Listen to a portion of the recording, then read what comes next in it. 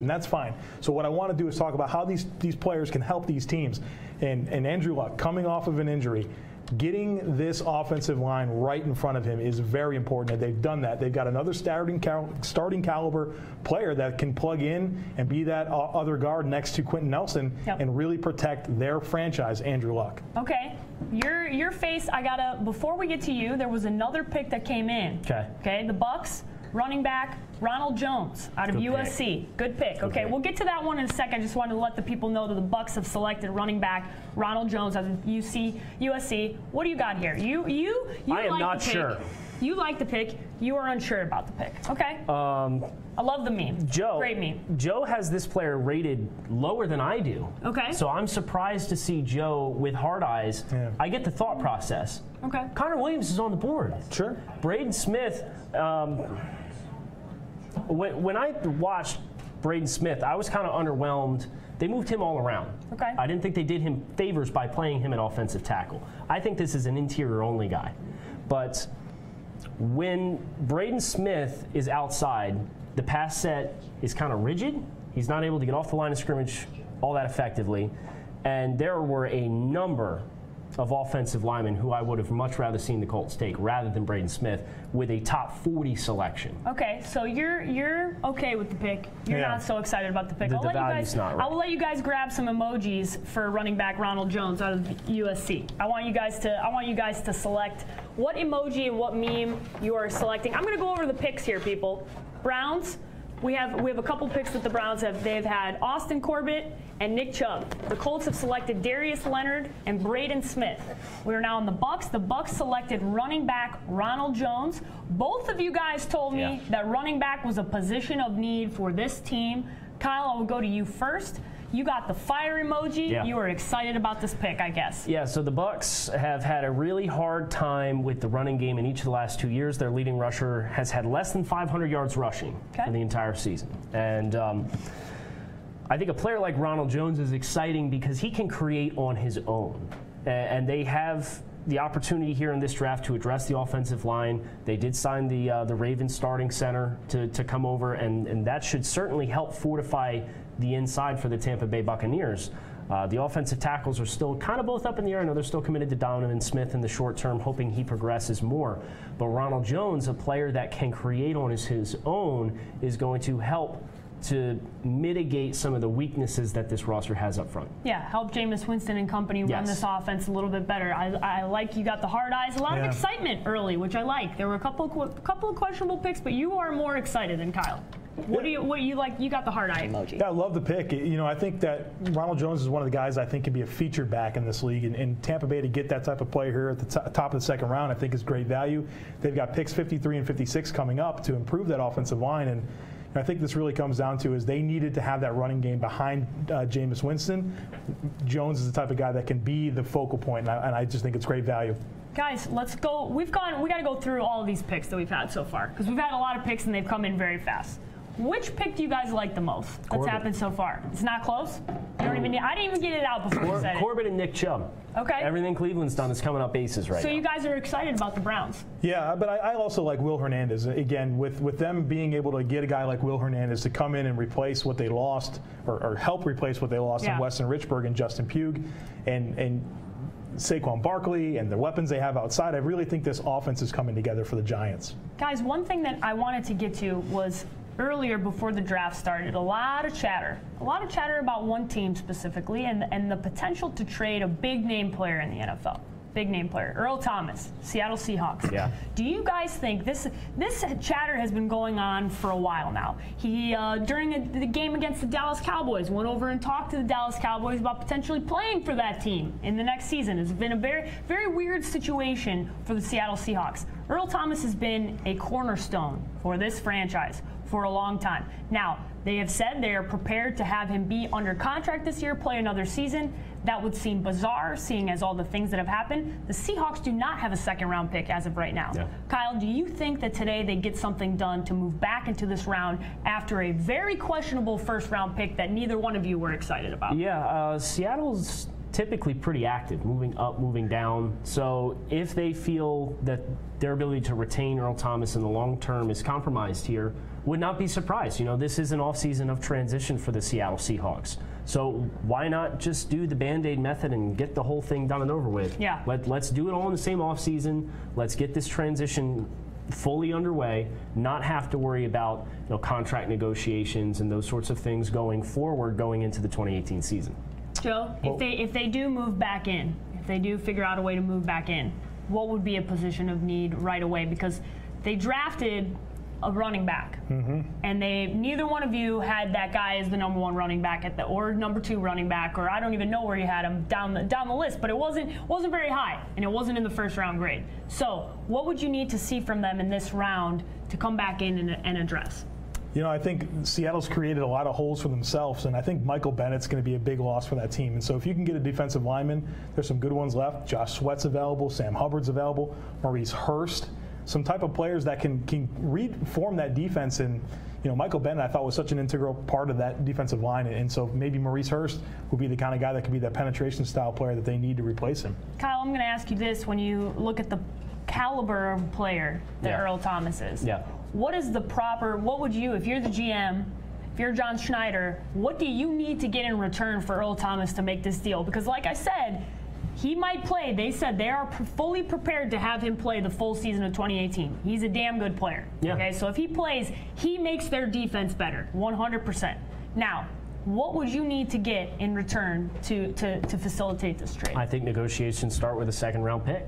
The free safety is one of the more high-impact positions on the field, especially when it's a player of Thomas's caliber, where he has range, he has ball skills, he has anticipation on the back end, and discipline to mirror the quarterback's eyes, but also understand what's going on in his peripheral vision so that he can hinge and go break on that throw when he takes that one step. And Bates quarterbacks, that ability to generate turnovers and contest throws is a really high-value piece on the back end of your defense. So a day 2 pick, it's got to start with a day 2 pick, preferably a second-round pick for Seattle. Okay, and do you think you just one pick? You think that's getting it done today? If it's high enough, if it's a top 50 pick, I think it gets the job done. Joe? Dallas.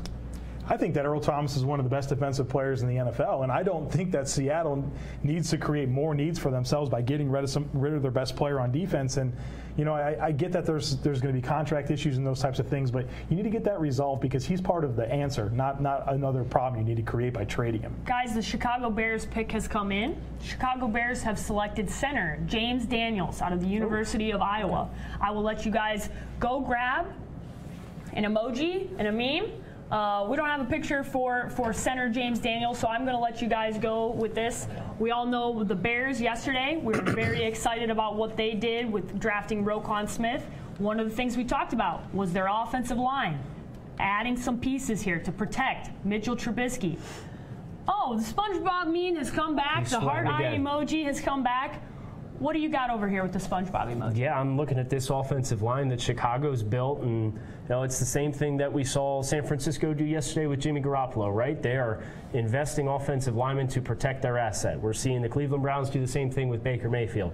Well, now with Mitch Trubisky in Chicago, they're making sure they have the depth needed in this offensive line that Trubisky's going to stay upright. Yeah. We're going to be able to protect him. Daniels has some positional versatility. He can play guard. He can play center. So I think that added versatility that a player like this brings is an extra bonus piece for a guy like Kyle Long, who's had some durability issues. Yes. He's a nice contingency plan for the Bears. Absolutely. You got the heart eye emoji. This one's making me happy. So what do you got here with this pick for the Bears at center, James Daniels? Yeah, I got 22 first-round grades in this year's class. James Daniels, one of those 22. So to get him in the second round is tremendous value, and it's the position. This is a guy coming from Iowa, tremendous pedigree for grooming offensive linemen, and he gives you that versatility to play guard and center, and he's got rare athleticism. So this is a guy that can really work around, move. You like to move the pocket with Mitch Trubisky. He's a guy that can get out in front of that, and I love what he does in space. So, guys, because of what the Bears did last season, this was a pick that they needed to hit on because they traded away. They're not going to be picking now for a while, so you needed to make sure that you hit on this pick. With Roquan Smith, with their first overall pick, and James Daniels here, what are your evaluations of this first 2 days for the Chicago Bears? I mean, they're checking boxes, right? They're making sure that they're addressing needs while also taking high-quality starters. Okay. So I think the concept of best available player is always there with an asterisk. It's usually you're trending your board towards the positions that are relevant for you to be adding to your roster at any given time. So for Chicago, Roquan Smith, inside linebacker, James Daniels, depth on the interior offensive line is a concern. Both of those things being up in the air, you're seeing them maximize, especially a player like Daniels, who was in consideration to go in the first round, tumbling down here to just outside the top 40. Joe, same question. When you're evaluating the Bears overall here, I will get back to that because guess what? We got to pick. Picks. We got to pick. They're coming in fast. All right. The Denver Broncos, wide receiver, Cortland Sutton, SMU. Wow. Okay. All right. Yeah. All right. We'll see what the emojis look like. The Broncos, they have their quarterback in Case Keenum. They're trying to help their guy get some pieces. Guys, go grab your emojis and your memes. Cortland Sutton to the Denver Broncos. That is officially the pick here. We're quickly going through the first couple of picks here in the second round, much faster than yesterday. The guys are coming back with some differing emojis. We've had a lot of hard eyes. We've had a lot of fire emojis. We've had a lot of excitement. And we got a devil, and we got a stale face. I'm going to go to Joe first here because he's got the devil, and I'm intrigued as to what this one is. So what's the devil all about here, Joe? I like the idea of building this receiving core with Demaryius Thomas and Cortland Sutton and the guy they drafted last year, Carlos Henderson, who's coming back from injury, who I think is a dynamic player. And so you've got weapons now, and you've got Case Keenum, your quarterback, that John Elway really believes in, and they're giving him all the weapons he needs to succeed. Cortland Sutton was my number one receiver in this draft. I had a first-round grade on him. So I like that they're building an identity, and I like the value, and I like the player. So I'm sensing a differing of opinion here. I'm just surprised this is the direction that they chose to go. Okay. I did have Cortland Sutton as my 19th overall player in this draft class. Okay. I did have just outside of a first-round grade on him. So good myself. value at the pick. So it is a good value at the pick. And I know that there's some change coming in the Denver receiving group as far as age. Demaryius Thomas and Emmanuel Sanders, these guys aren't getting any younger. I understand that piece, and as Joe said, Carlos Henderson, an exciting piece that's coming back for them. Just surprised that they're electing to go with this surplus in the short term unless they're electing to move or get ready to try to move one of these older players under contract, because I think there were other opportunities for you to address perhaps the interior offensive line. This was a team that was tied to Will Hernandez. Okay. There's still good interior offensive linemen on the board that they could be targeting if they wanted to go that way. So does this, I'll ask you, Joe, then, is this something that you look at them drafting a wide receiver, and to Kyle's point, you're going, okay, Demaryius Thomas or Emmanuel Sanders, one of these guys might be on the move here pretty soon? Yeah, I'm not really worried about that. I think this is about having playmakers. And so give me all the playmakers I can get, and let's build an offense that's difficult to defend. And I think that the size, the after the catch ability, the red zone threat that Cortland Sutton is going to add a layer to this offense that is not necessarily needed, but it's something that they felt was worthy of this pick. And it comes down to, look, I get there's other areas that they could have improved, but I think that the value with Cortland Sutton at this point in the draft is very enticing, and maybe it does give them an opportunity to move on from some of the more expensive players that are aging, like maybe an Emmanuel Sanders. Kyle, when you and I talked ahead of this draft, ahead of day 2, I'm looking at the positions of need. Yeah. You did not have wide receiver as one of those positions of need. So I'm going to go to those positions here. Guard, linebacker, cornerback. Were any of the guys that were available, can you name some of the guys that if you were John Elway and company, you're going in that direction instead of where they went with wide receiver Cortland Sutton? Well, you're going to get real tired of hearing me talk about Connor Williams. Real tired of it. But all right. I think Connor Williams, if you want to play him inside at guard, would have been a sensible second alternative to Will Hernandez, who Will Hernandez's college coach at UTEP is now the offensive line coach in Denver. So there was an obvious connection there. If he would have made it there, obviously the Giants had other plans. But if you wanted to fill the position of need specifically, and they wanted to upgrade that other guard position across from Ronald Leary, Connor Williams, to me, would have been a preferable choice over drafting another wide receiver. Okay, Joe, I'm going to ask you this because Kyle keeps bringing up Connor Williams. Okay, is Connor Williams the guy that's slipped that you're surprised about the most, or is there another player specifically that you look at and you go, I'm not quite sure why he's slipping down the board here? Yeah, I mean, Connor Williams is my number 12 player in the class. Certainly very surprised that he's available. He wouldn't be available in my draft. But Darius Geis, a running back from LSU, and we're starting to see some rumors about maybe why he's fallen. And he's a player that is a first-round talent all day long, and he's available. We just saw, I think, 2 running backs already in the second round go, and Darius Geis is not one of them. And so it's a little bit odd to me that he's still available. And there's some things here that need to be uncovered because he's not a player that should be around right now. Kyle, same question. Is there anybody else? I know you keep bringing up Connor Williams, and that's for a reason. I think he's talking to you, everybody drafting. He's telling you, please pick up Connor Williams. Yeah. He's a guy that needs to be drafted. But other than Connor Williams, who are some guys that you're looking at and you're going, why is this guy still available? Yeah, Darius Geis is another one that makes sense, as Joe mentioned. This was an extremely productive player when he filled in for Leonard Fournette in Fournette's final year at LSU. 2017 was a year for Geis where he had to deal with some injury issues, played through those, and had a very respectable final year at LSU. Some of the speculation about his maturity off the field has been called into question.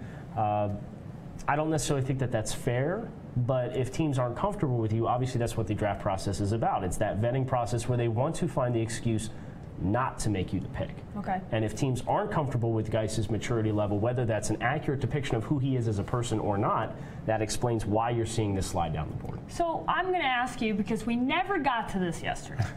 Okay? We never got to this yesterday. And because you brought it up, you brought up some of the draft cliches that get asked about it.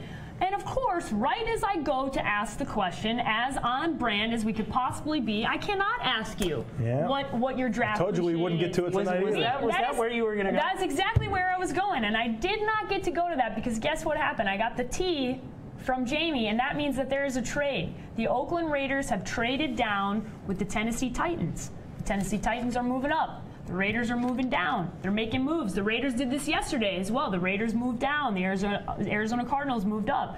Very active. Yeah. Mr. Gruden, he's making a lot. He's making a huge impact right away. I am not surprised at all. Guys, who are the Tennessee Titans? Guess what? You guys don't get to answer that question because I got the pick. Sorry. I got the pick, and I got to give it to you guys. The Titans are selecting. This makes a whole lot of sense because he's one of the guys everybody had going yesterday.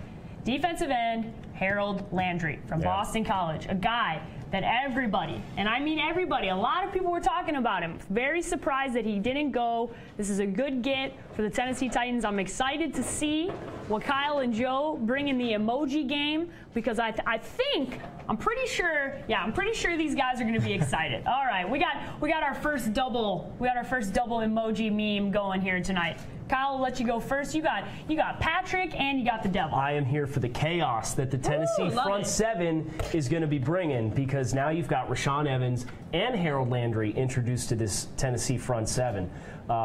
So unlike their New Jerseys, this front seven should actually be quite ferocious. Oh, wow. And potent. I had to take a shot at New Jerseys, didn't you? Listen, any team that puts swords on the shoulders is stocked down. Yeah, we're anti the swords. Yeah, not a fan. But yeah, you've got Brian Orakpo and Derek Morgan. Derek Morgan's never been really a prominent pass rusher throughout the course of his career. Really solid player, but never a high-end pass rusher. Orakpo had a number of productive seasons in Washington. He's slowing down a little bit. He's had some injuries. He's getting older. So Rashaan Evans, Harold Landry, speed in this linebacker group for Tennessee now, which I really, really love. Let me give you the draft details before I give you the trade details here. The Titans got pick 41.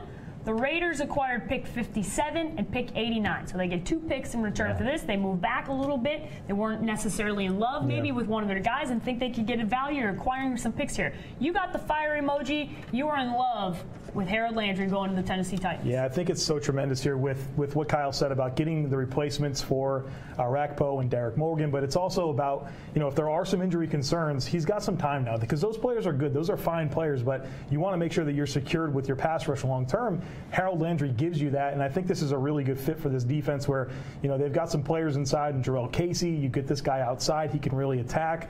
And Mike Vrabel's just going to have a lot of fun with these guys. I really trust him to put these guys in the best position to attack and make plays. And I think building your front seven is always a great idea. And Tennessee's really done a great job with Evans and now Harold Landry. Guys, let's talk about the Oakland Raiders side of this. They move out of this pick. As we discussed, they did this yesterday. They also moved back and the Arizona Cardinals moved up. So they've acquired some extra pick here. The Raiders are now have the 57 and 89.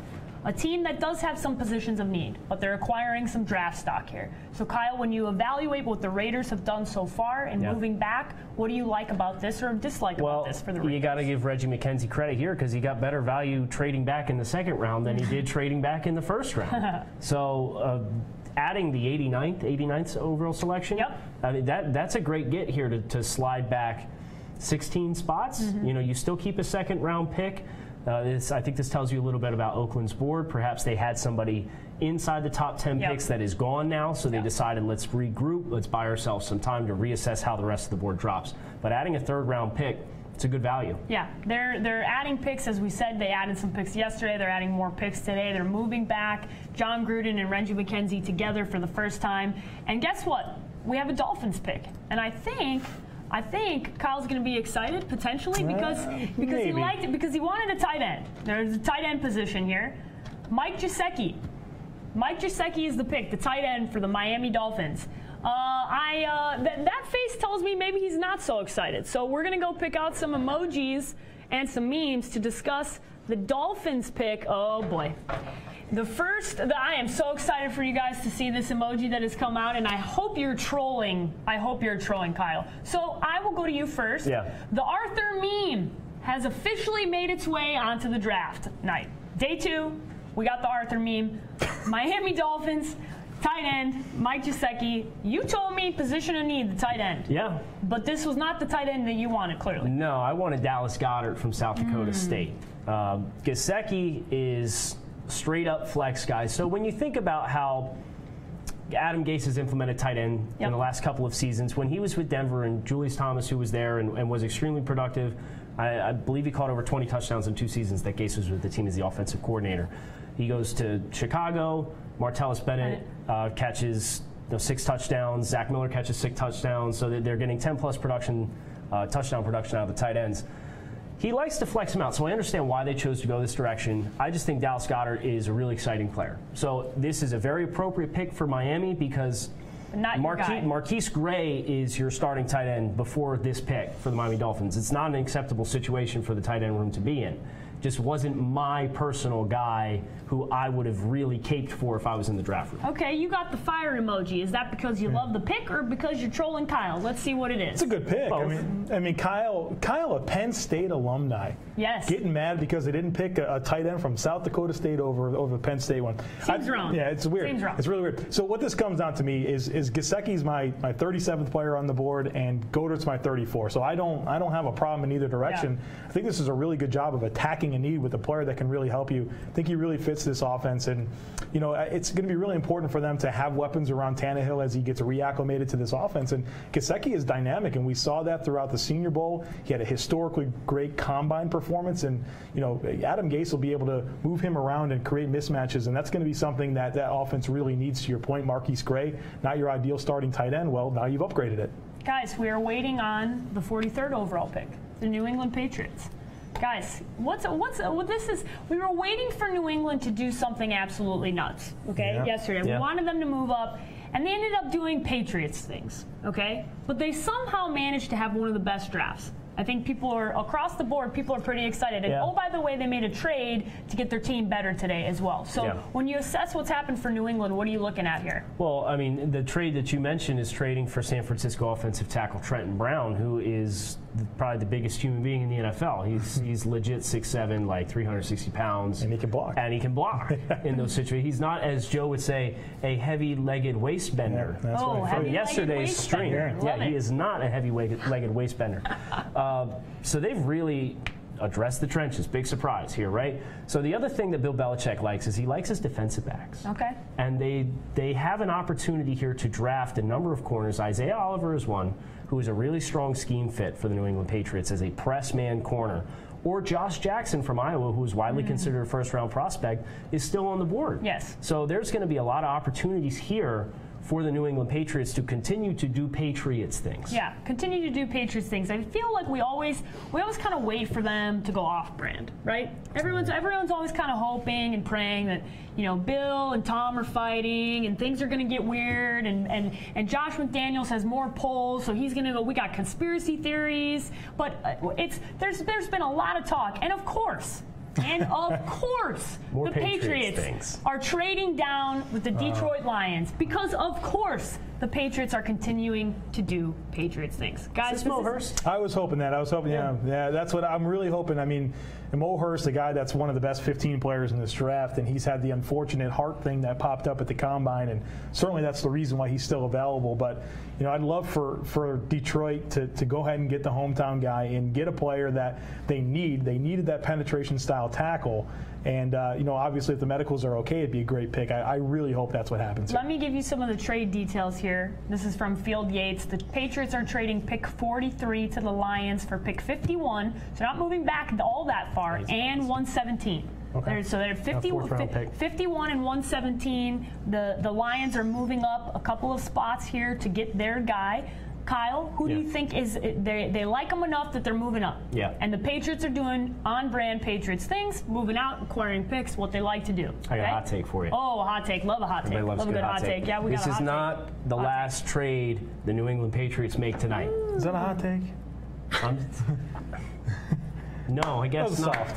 Thanks for being a wet blanket, That Joe. was a cold take. That was freezing cold take. Freezing cold take. Sup, Fred? What's going on? No, I'm not acknowledging Fred tonight. I did that yesterday. It did not work out well for me. I would like it for it to be Mo Hurst, defensive tackle from Michigan. Really productive, active player in the interior.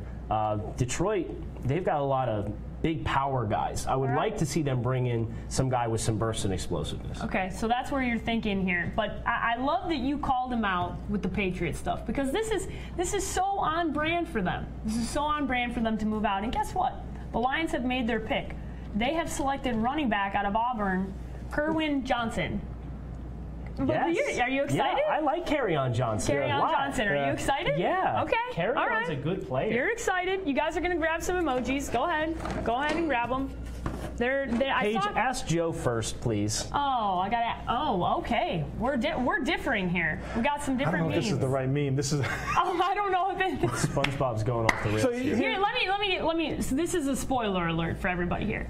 Joe doesn't know the memes or the GIFs or the emojis. Familiar with them. So really what's happening is we're throwing him a curveball. And I have to mention that, because it's not fair to make you think that he knew all this and we threw it. He's just not big on the whole meme, GIF and things. So tell me what you're thinking with this one, because I'm really interested to see where this goes. This guy here is He's having a tough time. I'll hold it. No, so what's going on? I got to talk about Kerryon Johnson. Okay. The meme is secondary here.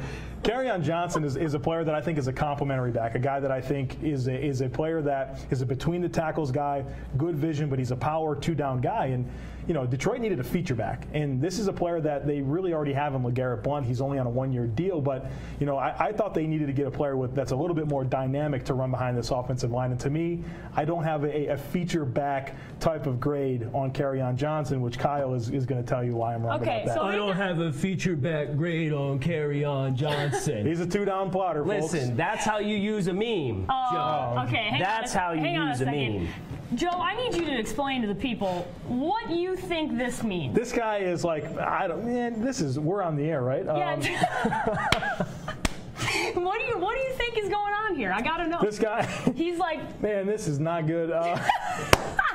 I'm gonna guess what? I'm gonna tease for the people. I'm gonna let Kyle answer. We're gonna take a break, and after the break, Joe's gonna collect his thoughts, and he's gonna have to. I am not allowing for him not to answer this, because he keeps on laughing, and it keeps getting better. So Kyle, please explain. You went full SpongeBob mode on all of us. That was the only reason why I picked that meme. Okay. I like the pick. You like the pick? Yes. Kerryon Johnson. If you think about what Detroit has had in running backs in recent years, it's all finesse guys. It's these guys that can catch passes out of the backfield. Theo Riddick, Amir Abdullah. These guys are not. Detroit hasn't had a 100-yard rushing game since like 2014. Yeah, like no, there's problems here with Detroit's rushing. Love you, Amir, but so Carry-On is a very different style runner. Okay. He's nice at that little lateral cut to get skinny and get through gaps. He can put his shoulder pads down, take on contact. I think this is a grinded-out style runner that Detroit needed to introduce to this running back group. Okay, so a little behind the scenes for you. Kyle gave me some of the positions of need this morning.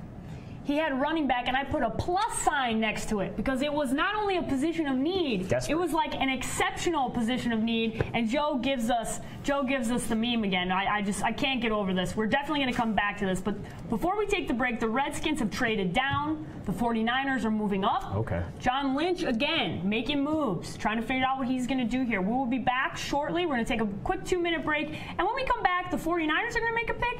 And Joe is going to explain to you what he thinks this meme is. We'll be right back.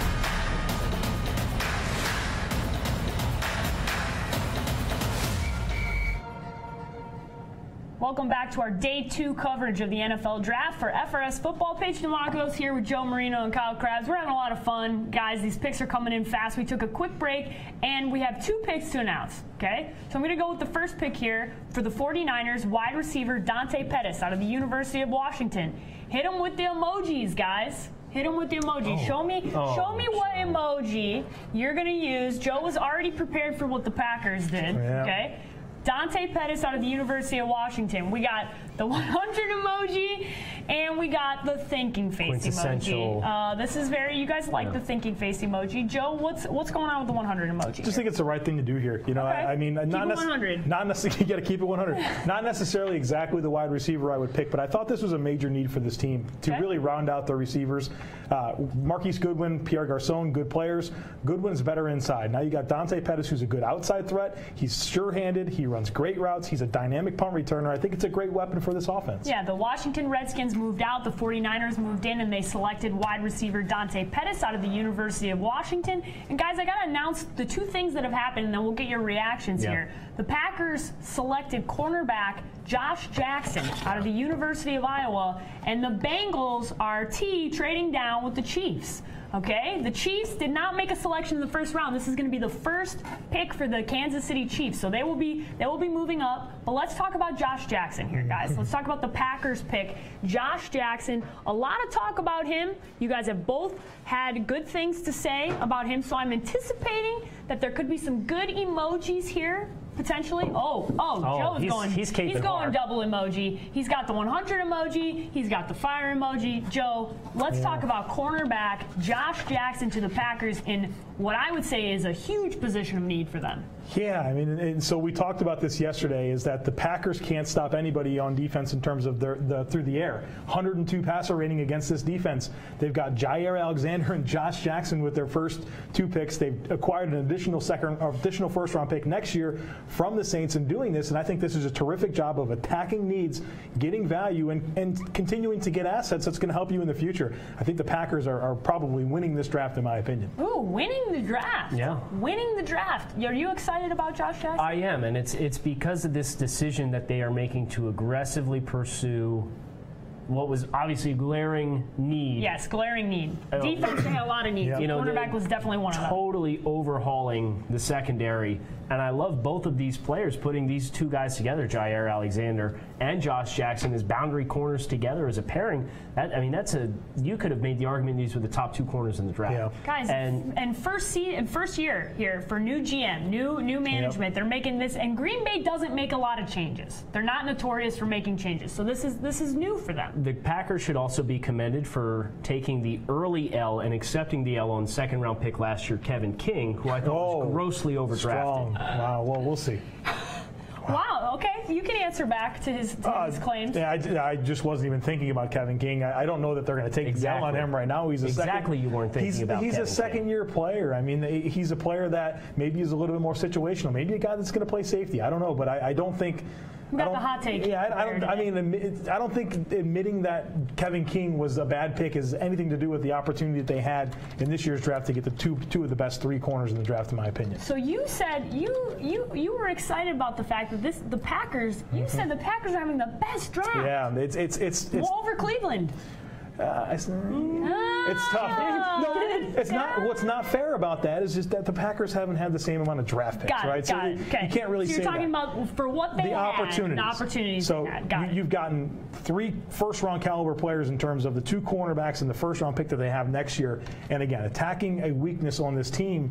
This is a team that's really prioritizing what the NFL's trending towards, a passing league. You need guys that can shut down passing games and cover receivers, and they're going out and getting the best guys that can do that in this year's draft. Guys, the trade that happened, Kansas City moved up to make this pick, 46 and 100. Cincinnati will get picks 54 and 78. Okay. So that is the trade that has been made between the Cincinnati Bengals and the Kansas City Chiefs, making a couple of trades here. The Chiefs are selecting defensive lineman Braylon Speaks from Ole Miss. And my, oh my, there's some laughter on the set. This is very, very interesting. We got laughter on the set. We don't have a photo here, but the guys are choosing their emojis. Okay, we got. I am not surprised. I am not surprised that you. Oh, the poop emoji is out. Back, baby. It's back, baby. It's poop again. Oh, it's back. The Chiefs. I feel like I need to tell the audience. The Chiefs did not have a first-round pick. This is the first pick that the Chiefs have selected. They moved up. They traded with Cincinnati to move up and make this pick. Braylon Speaks from Ole Miss. You have the poop emoji, so you get to talk first. What is going on with this? It's a bad pick. Bad pick. Yeah, you know, look, I don't mind Braylon Speaks. I think he has some upside. I think he's a mid-round guy that can really fit into a defensive line rotation. That's not a player you trade up for in the second round, your first pick of the draft. You know, real missed opportunity in my opinion. I think there's a lot of talent if they wanted to go defensive line. I just think he's more of a rotational player that is not going to really provide the returns that you want as the face of your draft. Okay. What do you? I'm going to announce a pick here that came in, and then I'm going to come back to you because you laughed as I announced the pick. I did. Okay, so we gotta make sure that you have that. The Cardinals have selected wide receiver Christian Kirk out of Texas A&M. Okay, this is a position of need. I cannot say that any higher. The Cardinals literally only have Larry Fitzgerald.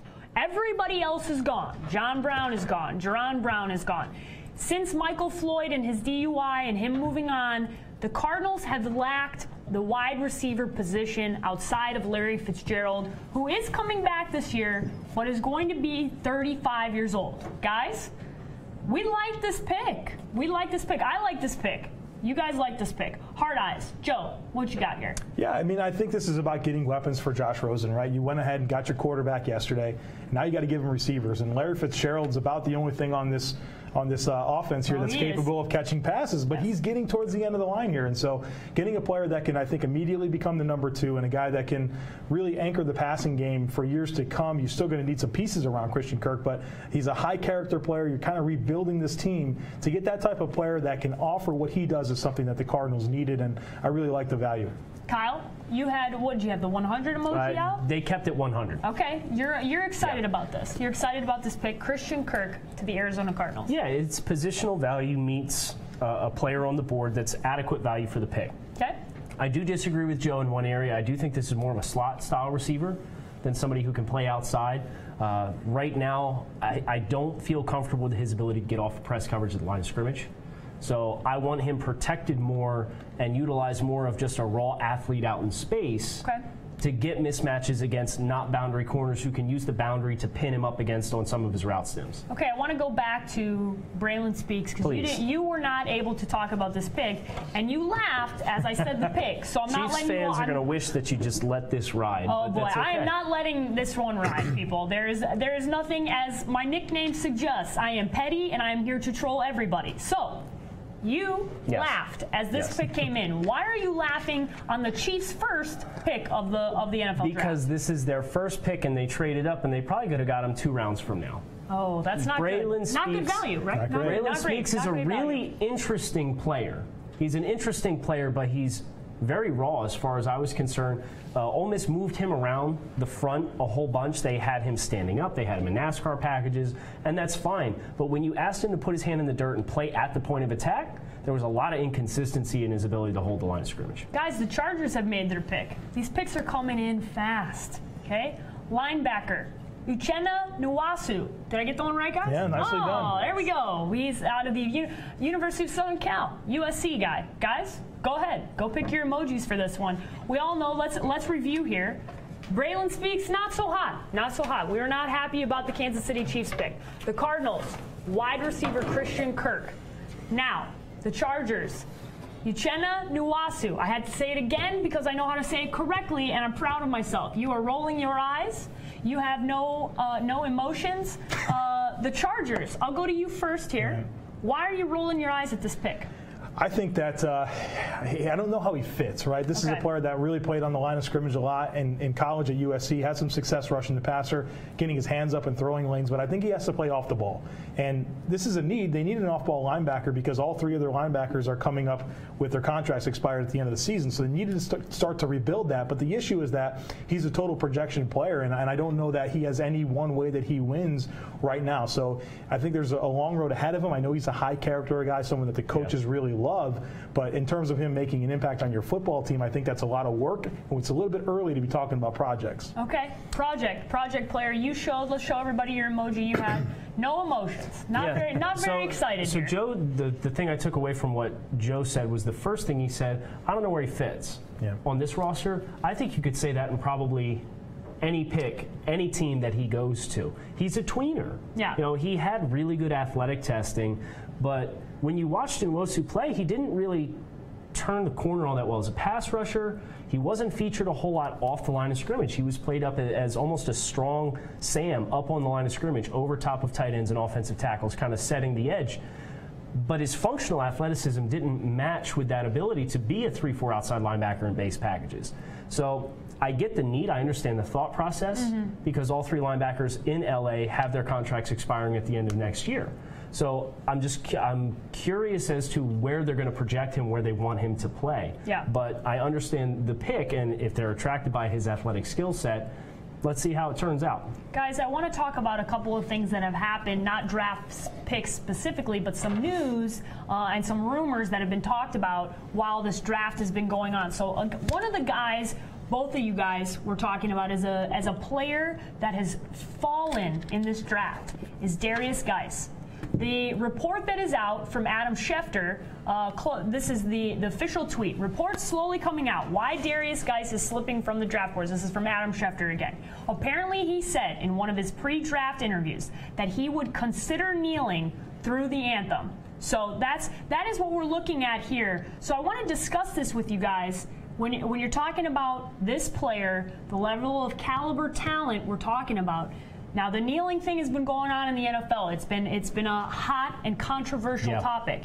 Is this one of those things that, I mean, obviously it's a rumor. It's coming from Adam Schefter. He's pretty good on this stuff. He usually doesn't go with it unless it really happened. Kyle, where do you see him falling now, and where is the proper value for a Darius Geis? It only takes one, right? Yeah. The proper value for Geis is he should be gone already. Yeah. In the NFL, this isn't going to go away. No, it's not. You know, so this is a really interesting dynamic where you see Eric Reed still a free agent. Colin Kaepernick probably is never going to see a job ever again. Yeah. You see some of the quarterbacks that are getting jobs ahead of him. It's not going to happen. Yeah. You know, so Darius Geis, if this report that's coming out is something that he's truly said, it's going to be fascinating to be a litmus test for where teams are going to say, you know what? No, we support the players. We support the players' rights. I think there's certain teams you could probably just strike off and say, no, they're not going to deal with it. But there's other teams and other owners that seem to be more progressive that may be more likely landing spots as we start looking down this draft board. So another report that's come out from Melissa Jacobs is that Todd McShay says that Geis is falling because he was late to meetings. Okay, he was late to meetings during the pre-draft process. So Joe, I'll go to you here. Yeah. That seems like a really silly thing from Geis's perspective. You're looking at him and you're going, okay, you should probably be taking your draft process seriously, and showing up late to meetings isn't a great first impression. But do you think that this is a combination here, maybe of both things happening? I mean, obviously we're saying these are rumors that are being talked about with his slipping in this draft today. Yeah, not good, right? I mean, the first thing you need to do in any profession is show up on time, and that's the basic fundamentals. And so very, very disappointing to hear that. But it's also one of my biggest takeaways from this whole story so far is, how is that coming up in pre-draft meetings? They're asking guys if they're going to kneel, and I think that's something that we need to monitor, because I just don't know how how that really fits into what they should be trying to unpack. I think that's very peculiar to me. Yeah, I think it's a very bizarre thing that question is being asked. But to Kyle's point, I don't think this is going away. I do not think that this question and this topic is going to go away. The Colts are trading down. The Philadelphia Eagles are trading up. That is the latest news. That's what's going on.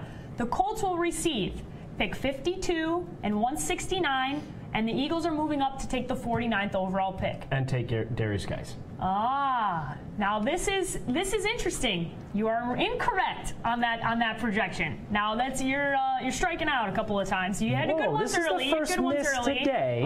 There were some things that happened yesterday. He would like to raise. First miss today. Tight end that Mr. Kyle over here liked a lot. Dallas Goedert out of South Dakota State. Okay, we got a picture here. You guys can go grab your emojis. I know that Kyle, earlier when Miami chose their tight end, he brought up Dallas Goedert as a guy that he would have preferred in that position. a position of need for the Philadelphia Eagles potentially. And with the Eagles, the biggest part here is we got their emojis. They're here to show them. The Eagles have a stacked roster, okay? So they move up and they get a guy that they really like. Kyle, you are in love with the SpongeBob memes. You love the SpongeBob memes. What is going on? Yeah, this is scary because you've got Zach Ertz and Dallas Goedert. Dallas Goedert's comp from a lot of people has been Zach Ertz. I prefer the Travis Kelce comp. From Kansas City. Both of those guys are pretty good. Yeah, we're doing okay either way. Philadelphia, just, Brett Selleck's gone, Trey Burton's gone. Who cares? You got the best tight end in the draft. By trading up 3 spots, you gave up 169, I believe, was the pick that they gave up. That's pennies. To go up, get 3 spots, and guarantee you're getting, part of the reason why this Philadelphia offense was so potent is because they had size. You've got Alshon Jeffrey on the boundary. You've got these tight ends in the middle of the field. And now you've got Ertz, and you've got an Ertz clone on the other side of the line of scrimmage. Yeah, that's a pretty scary tandem. Yes. They're going in Philadelphia. I think people, specifically teams in the NFC, should be scared because this team is good. They won the Super Bowl. They got better. And oh, by the way, Michael Bennett's now on that defense. So let's talk about the fire emoji here. You like this pick as well for the Philadelphia Eagles. This is outstanding. I think the loss of Trey Burton was a big one. And so now they've adequately replaced him with a guy that has a lot of upside. Dallas Goedert, like Kyle, he's my #1 tight end in the class. And you have Carson Wentz coming back from injury. And I think making sure that he has all of his weapons in place, being able to do so many different things. And that was what made the Eagles offense so good last year is how multiple it was. And so now you have 2 tight ends that are viable options. You can do 2 tight end sets. You can move them both and flex them out in the slot. And the packages that the Eagles will be able to run offensively will be very difficult to defend. Dallas Goedert is going to be a big reason why. Guys, let's talk about this value from the Colts position because we've talked about the Colts and the fact that they need a lot. They have a lot of positions of need. So they move back only a couple of picks here from 49 to 52, and they acquire the 169th overall pick.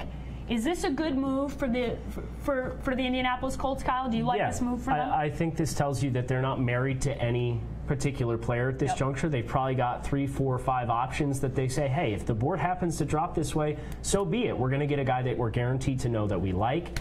And they need fresh bodies. This is a roster that just needs warm bodies in here, competition. Get as many young guys in here that are hungry for jobs as you possibly can. Trading down a couple spots, picking up a 5th-round pick is going to accomplish that for Indianapolis. Yeah, do you like this from a trade perspective? Do you look at it and go, you know what, Indianapolis, you have a lot of positions of need. You're not necessarily in love with anybody, so you acquire 169 and you move back 3 picks. These are this is if I were a general manager, I'd be doing this all day long. Because I want as many opportunities as I can to hit on football players. And as somebody who stacks a draft board every year for a long time now, I get into those portions of the draft every year, and there's players I like, guys that I think have day 2, early day 3 values. And so you move back a few spots and you're still able to get yourself another chance at a quality football player.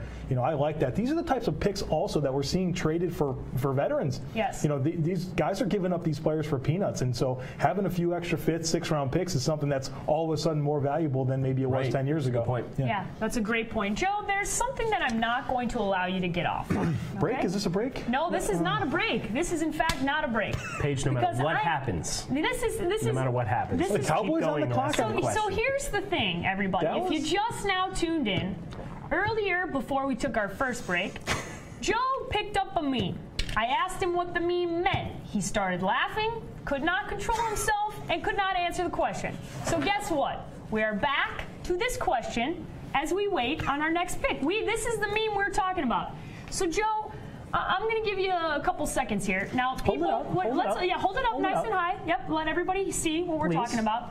Okay, so for those of you who spend a lot of time on the internet, like myself, this pick or this specific meme shows up a lot. This gift shows up a lot, and guess what? He's off the hook because Dallas Cowboys. Because the Dallas Cowboys. How about them Cowboys? Made the pick, but guess what, people? We're coming back to it. Do not worry. We will get to it. I can assure you of that. The Cowboys are stacking that offensive line. They're taking Connor Williams out of Texas. Getting a good old Texas boy. They're adding to that offensive line. They want to protect Ezekiel Elliott. They want to protect Dak Prescott. They want to make sure that this team can run the football. And the Dallas Cowboys and their offensive line, that is something that they have treasured over the last few seasons. Last season wasn't as good as the seasons prior. So, guys, let's take a look at these emojis.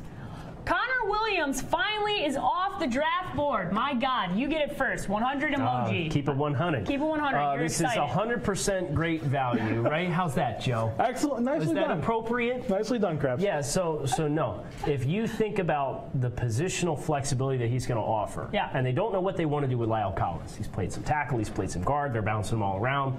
Let the man pick a spot and play. Okay. Put Connor Williams in the other spot. Who cares? Yeah. And you know, this is a homegrown kid, Texas kid, gets to stay close to home. They're really familiar with him, obviously, you know, being right there in Dallas's backyard. I love the value. Terrific value, terrific pick. Guys, we weren't overly in love with Cowboys yesterday. Today, this is a much better pick. I'm sensing. You had two emojis. Show them high. We got a fire and we got a heart eyes emoji for Connor Williams. But I have to announce what the trade. There's a trade that had just happened. We'll get to Connor Williams because we've been talking about him a lot today. Oh boy. The Patriots are trading down again. So your hot take was not a hot take, in fact. It was exactly as you suspected. The Patriots are doing Patriots things. That's it is not unbelievable. That was well done. I don't know what the usage was for that, but it's great. I feel like I answered the question. The Patriots are moving down, and guess who's moving up? The old Chicago Bears. The Bears. The Chicago Bears are moving up. The Patriots traded pick 51 to the Bears for a 2019 second-round pick and pick 105. In this year's draft. That comes from Field Yates. Yeah. Okay, very interesting stuff here. So we'll get to that trade, and we'll get to what the Bears are trading up to get. But back to the pick. Connor Williams to the Dallas Cowboys. You are fire. You got the hard eyes. You're all about it. My number 12 player in the draft just fell to the Dallas Cowboys in the second round at a position of need. I think it's a tremendous job here. And one thing that we know about Dallas is they know how to evaluate offensive linemen. Yes, they do. I mean, they've gotten Travis Frederick and Tyron Smith and Zach Martin. I mean, and Lyle Collins, maybe not necessarily an evaluation guy there, but it's somebody that they knew how to bring in and fit into this group. And I love the idea of him going to this offense where he could play where he's going to be best served to play, whether that's outside at tackle, whether that's inside at guard. I just think he's a tremendous offensive lineman, a guy that has plug-and-play upside and really can fortify this unit. I know that they had some struggles when they had a missing weak link. Well, that weak link has now been satisfied with Connor Williams. So, Kyle, I'll ask you this when you look at the offensive line now, because this is a much different Cowboys team. Okay, they've transitioned. Des Bryant is no longer a Cowboy. Jason Witten officially retired today. This is going to be a much different-looking Cowboys team. Yeah. Their offensive line 2 seasons ago was the best in the NFL. Yeah. They were unbelievable. Ezekiel Elliott, as a rookie, had an unbelievable year, obviously, with some of the things that happened off the field. He was suspended for some of the season. The Dallas Cowboys had a down year for them. Do you think this is enough to bring this Cowboys team back into what we saw 2 seasons ago? Because Ezekiel Elliott was arguably the best runner in football that season. Yeah, I mean, obviously Tyron Smith being hurt last year sucked a lot of wind out of the sails for this Dallas rushing attack. Ezekiel Elliott being gone for a portion of the year did not help either.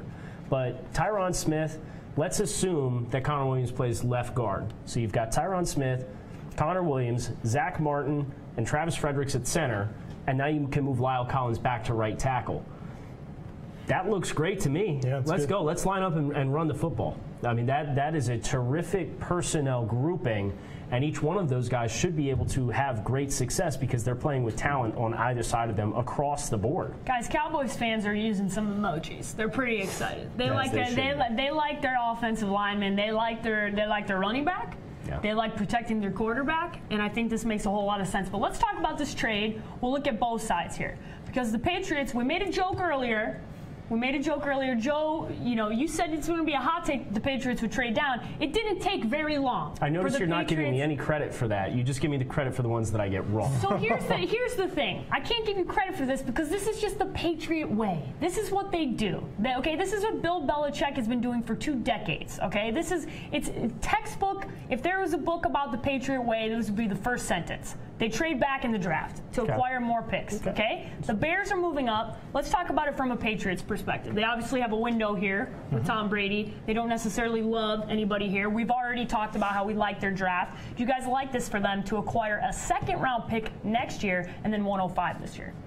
Yeah, I actually think the trade speaks more about Chicago, the fact that they're willing to part with a second-round pick next year. Yeah. This is for somebody they really like, or somebody that they really need. And guess what? I got that pick. The Chicago Bears are selecting wide receiver Anthony Miller out of Memphis.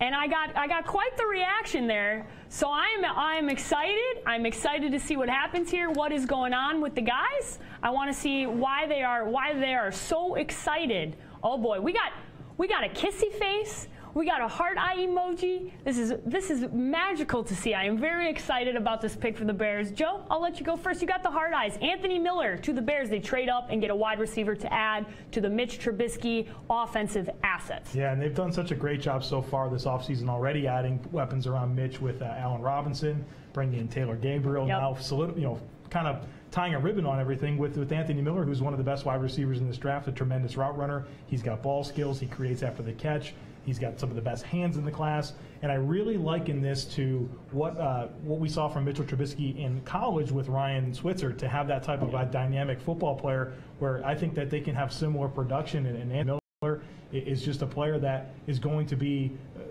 a dynamic piece in this offense that they're building. James Daniels now with the weapons, and I just think it's tremendous. Kyle, you had a man crush on Baker Mayfield, last year, and you got a man crush.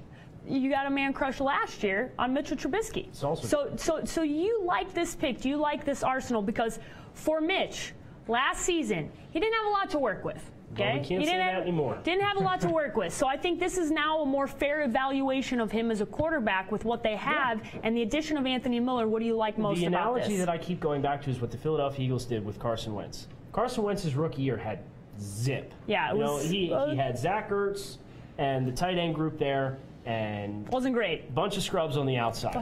Bunch of scrubs. Love that. Something, Paige, you could probably relate to quite a bit watching the Chicago Bears offense last year. I can. Well, how do you fix that? You go out and you sign Allen Robinson in free agency. You go out and you sign Taylor Gabriel in free agency. You go out and you sign Trey Burton in free agency. You draft James Daniels to play in the offensive line, and now you draft Anthony Miller, who's the best route runner in the class. 20th overall player on my draft board. This is tremendous value. There's some medical concerns as to why he slipped down the board a little bit. You can play him inside, you can play him outside. Him and Taylor Gabriel together, this is a nightmare to try and defend now. So, NFC North, buckle up, man, because Chicago's going to score some points this year. Yeah, that's exciting. I got some follow-ups to that. Okay. Cameron Meredith is a player that they recently lost, and I think that was a big deal for them. So it was. To get Anthony Miller in the fray now, I think replaces him. And then it also eases what you expect from Kevin White, right? Expecting anything from Kevin White has not been a solid idea in recent years, and so you ease off of what the expectation is there by adding another weapon here. So the thought process there is, and I can say this because I've talked to people in Chicago, Kevin White has shown that he is, I don't know if you've seen the pictures, he was like out in looked like the Amazon, okay? He was like a picture with a jungle in the background. He looked ridiculous, okay? He looked bigger, stronger, faster. He's been doing beach workouts. He is supposedly in an unbelievable shape. So let's live in a hypothetical world where Kevin White comes back and can stay healthy. And I hope for him that he can, because you haven't seen him have any opportunity to make an impact yet for the Bears. You have Kevin White. You have all the additions we've talked about, and then you add Anthony Miller. Let's evaluate this offense. I want you to evaluate that offense as a whole with Kevin White being healthy. Yeah, so Allen Robinson has proven he has some of the best contested catch ability in the league. You go back and you watch Kevin White's college tape in West Virginia. It was some of the most spectacular catch ability, quiet down, in the league. So when you watch these two guys and their high point ability, their vertical ability to go down the field and just box you out and still make a play on the ball. Yeah. And now you've got Taylor Gabriel and Anthony Miller, guys that potentially are running routes in the middle of the field, and an athletic guy in Trey Burton, a size guy with the second-round pick that they had last year, and Adam Shaheen. My goodness, I mean, you just go right through down the list. They check all the boxes for targets and what you want. Guys, I have to address the noise that just happened in the background, because if you heard what just happened, I have to troll my lovely employees that works for me, Adonis Dees. He just broke a chair in the background of this broadcast, and I had to let you know what happened in the background, so you guys go get that? So you guys knew what was going on. So you didn't think that we were doing anything funny over here. That was Adonis. He was making some noise. He's making some noise. But we have a Colts pick. Guys, we have a Colts pick, and it is not the chair. We are not choosing the chair. This is a defensive end, Kamoko Toure. I got that one right? Out of Rutgers. Guys, go get your emojis. The Colts have made I don't gotta go anywhere. I got it right here. Oh, you're excited. Let's All right, go. Keep it 100. The Colts we've talked about, both of those guys have a lot of positions of need. Oh, boy. We got our different. These are my favorite ones because guess what? I like when these guys do not agree. I don't know if you guys have sensed that yet, but I like when you guys differ on what you're thinking. So you are thinking, you have a thinky face here. What is it about this draft pick for the Colts that you are thinking about? I think Kamoko Toure has a lot of potential as a pass rusher, and I think that's important. That's a premium need in the NFL. But he has battled injuries throughout his entire career at Rutgers, and he's kind of been an underachiever. And again, we're still in the early portions of this draft, and they're taking chances. The Colts don't need to take chances. They need to hit solid pick after solid pick, and now they've went with Darius Leonard earlier in the first round. These are the picks that they moved back for, right? They had the third pick. They moved back to 6. These are the picks that they acquired, and I don't think that they're getting any sure returns. And so I love the upside. I would have loved the upside in early day 3, not in the middle of the second round. So what do you? I think that's a fair criticism of the pick. But you like the 100. Yes. So that's your emoji. Kamoko's my dude. That's why. But where do you have him graded? Kamoko, I'm getting there. Yeah, right. Okay. Kamoko Toure is one of the more fascinating stories in this entire draft. This is a guy that came out of high school. He was 215, 6'5", 215. Basketball background. Okay. Comes to Rutgers, and he talked to me at length at the Senior Bowl about how he had to recoach his mind to get out of a basketball culture into a football culture. And he had injuries on both shoulders that cost him 2 seasons at Rutgers. He had to develop his body. And once he was back and healthy as a senior, he showed a lot of promise. And he's got some of the things that we talked about, some of the first-round pass rushers that they don't have. So, yes, their durability is a huge concern.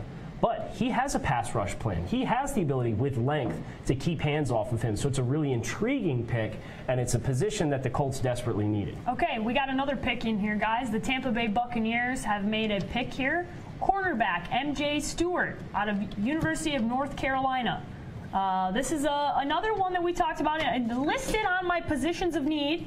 It's not quite on there. It's not quite on there. It's on the outskirts, the cornerback position. But we have a thinky face emoji coming here. Do you have a thinky oh, face you're both emoji. thinking. Yes, you're both thinking. We're both pondering. You're both here. thinking. Okay. So the cornerback position here for the Bucs.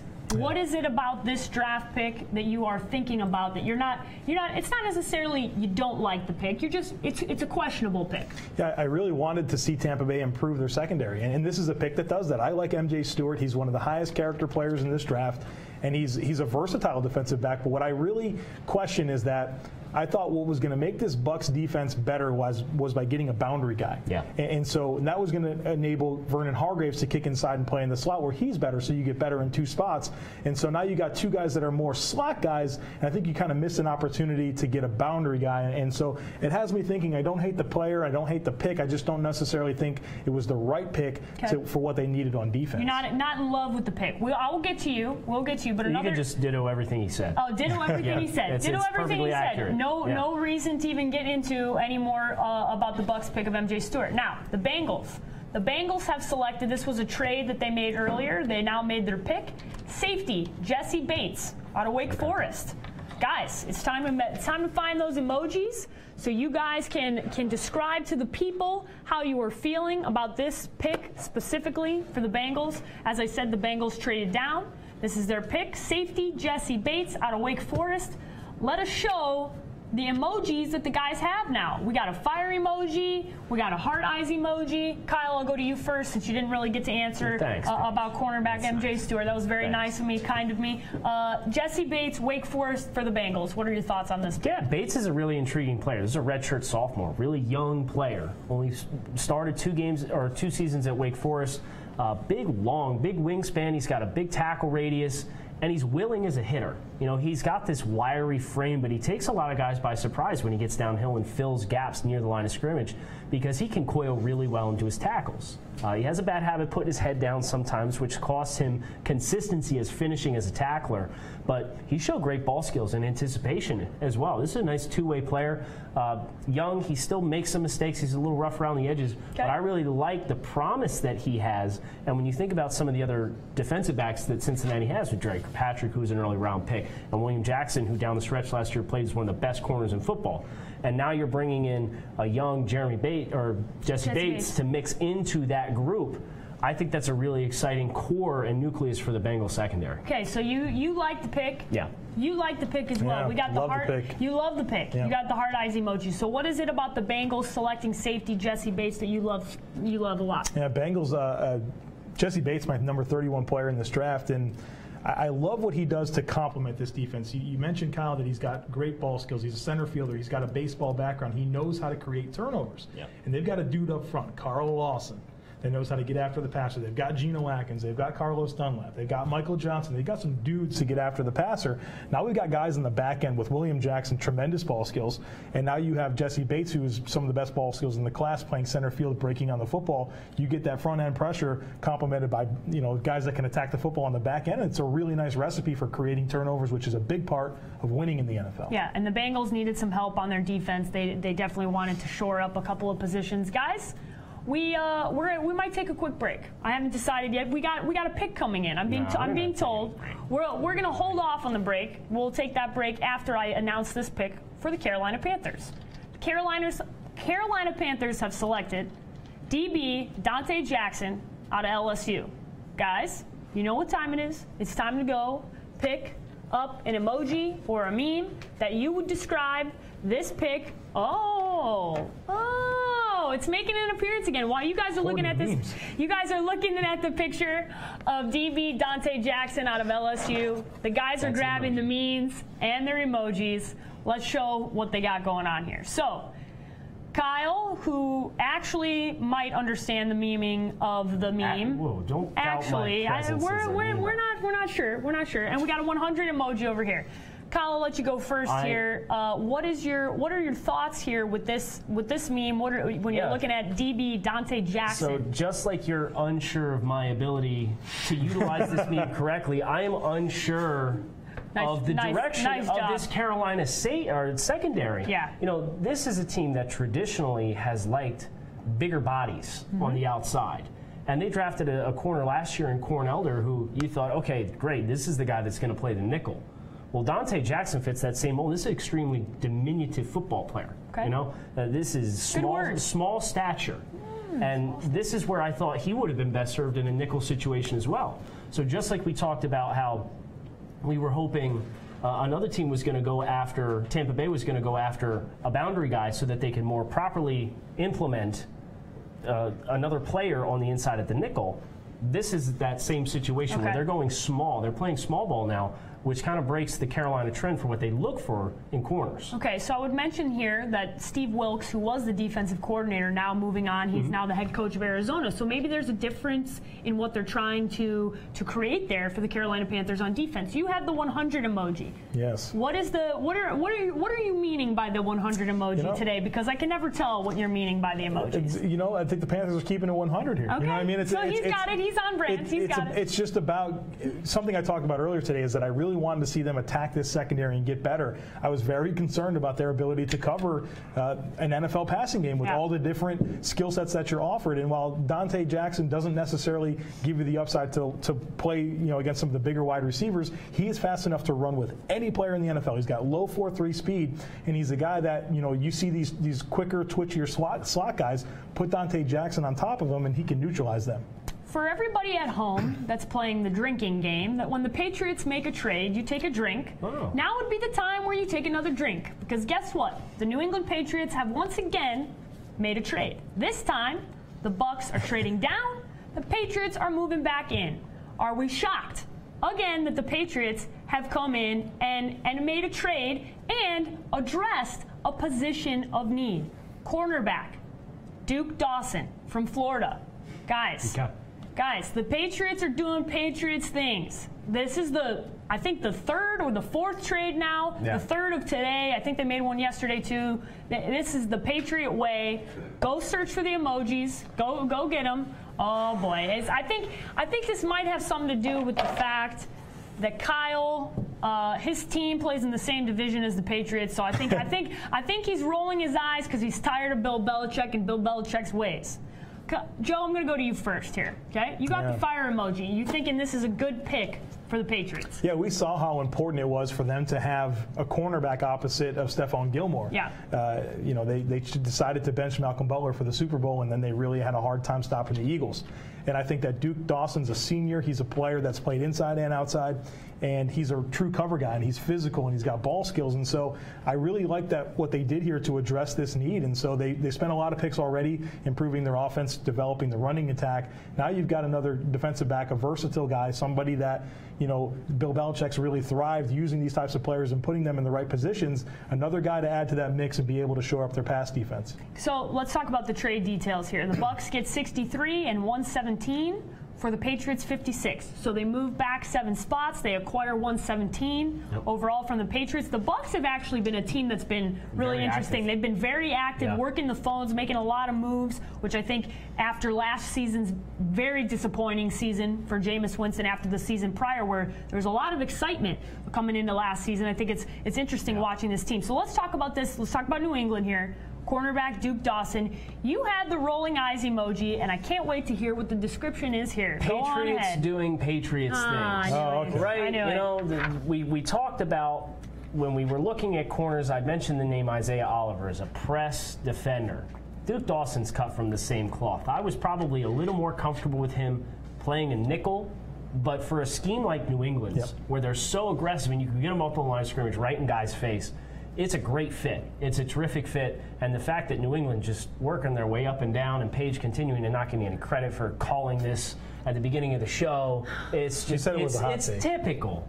Listen, this is exactly what you'd expect. This is exactly what we would expect. I did not give Kyle credit. We just wouldn't accept that it was a hot take because it's not a hot take that the Patriots players are will get drafted today. Okay. Yeah, they do this every year. They do this every year. That was a very good. I like the little jab that Joe. It's kind of become these two versus this one over here throughout this draft process. It's become every good show needs a villain. And you are the villain. I'm fine with that. You are definitely the villain, guys.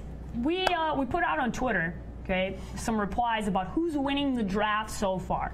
I'm going to tell you who's leading in the replies, and then I want you guys to discuss what you think, if you agree with those, and then give your own answers. So what we've had so far is a lot of Titans and a lot of Cardinals. A lot of people in Arizona really excited about a lot of it. I think has to do with the fact that yesterday they went down and they got what you guys evaluated as the best quarterback in the draft. Me, not Kyle. Yeah. You. I can't put you in there. You're Baker.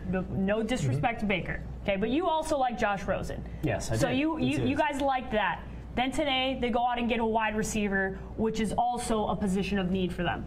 The Packers are winning this poll. The Packers, another team, by 1%. So it's a close margin here, guys. Who do you think of these three? I know I'll start with you, Joe, because you mentioned the Packers earlier. Is that the team that you're looking at without a doubt that this is the winner of the draft so far? Want to make sure I'm saying that so far. Obviously love what they've done, getting the 2 corners that I think are first-round talents, getting another first-round pick next year along the way. But Arizona, right? I mean, you move up, you get your quarterback of the future, my personal #1 quarterback in the draft, and so it's hard for me to say that that's not the best draft. So, I love what Tennessee's done as well. They've done a really good job, but show me the part where they were able to get an additional #1 pick or get a player of rare value. And so I think that for me, it's in that order of I can go Packers or I can go Cardinals, but then Titans are below them. Okay. Kyle, I'll ask you, of those 3 teams you're looking at them, are you evaluating them in the same way that Joe has? Well, I'd say this. You guys have pinned the villain role on me, so I'm going to take the villain role. Oh, boy. The people don't know. Okay, the people don't know. People don't. I look at Chicago and I look at Cleveland. And these 2 teams combined have 7 picks, and 6 of those 7 picks are players that were in the top 25 on my personal draft board. I think those teams, they're getting volume and they're getting consistently good value for their selections. The one player that was outside the top 25 was James Daniels, who I did have as a top 60 player on my board as well. So I look at those two teams. Out of the three teams mentioned, I would concede that Green Bay probably getting that extra draft capital and getting a guy that they were after all along and addressing such a dire position of need for them would be one that stands out to me. So we can ignore Green Bay. We can ignore Green Bay. That's why I gave Chicago the shout out first. That's what I'm talking about. We're talking about Chicago. So we talked about the three teams that are leading in the poll, but I want to talk to you about teams outside of that. He mentioned Chicago and Cleveland. Are there any others that you would like to mention as well, or would you give that same evaluation that Chicago and Cleveland, because of the volume that these teams have had and the picks that they've made, and you've seen a change, two teams that have had some down seasons, a change coming for Chicago and Cleveland? This is going to hurt a lot. Oh, boy. Miami Dolphins. I mean, you want to talk about just a team that's sat where they are and picked a really great player 2 times in a row. Minkah Fitzpatrick, a top 5 player in this class, a versatile defensive back, a playmaker. You just stay put, pick him at 11, and then you get to the second round. It's overwhelming that they needed a tight end. And you get a guy like Mike Gesicki, a guy that can really be an X-factor type player in the middle of the field, has ability after the catch. And I mean, that's so solid. And so a lot of times we fall for the teams that had multiple first-round picks or do something very aggressive, and I praise that. But sometimes there's something to be said for just sitting there, picking a good player, one after the other. And for 2 times in a row, the most premium high selections they have, we've seen Miami do that. So I'm going to leave now.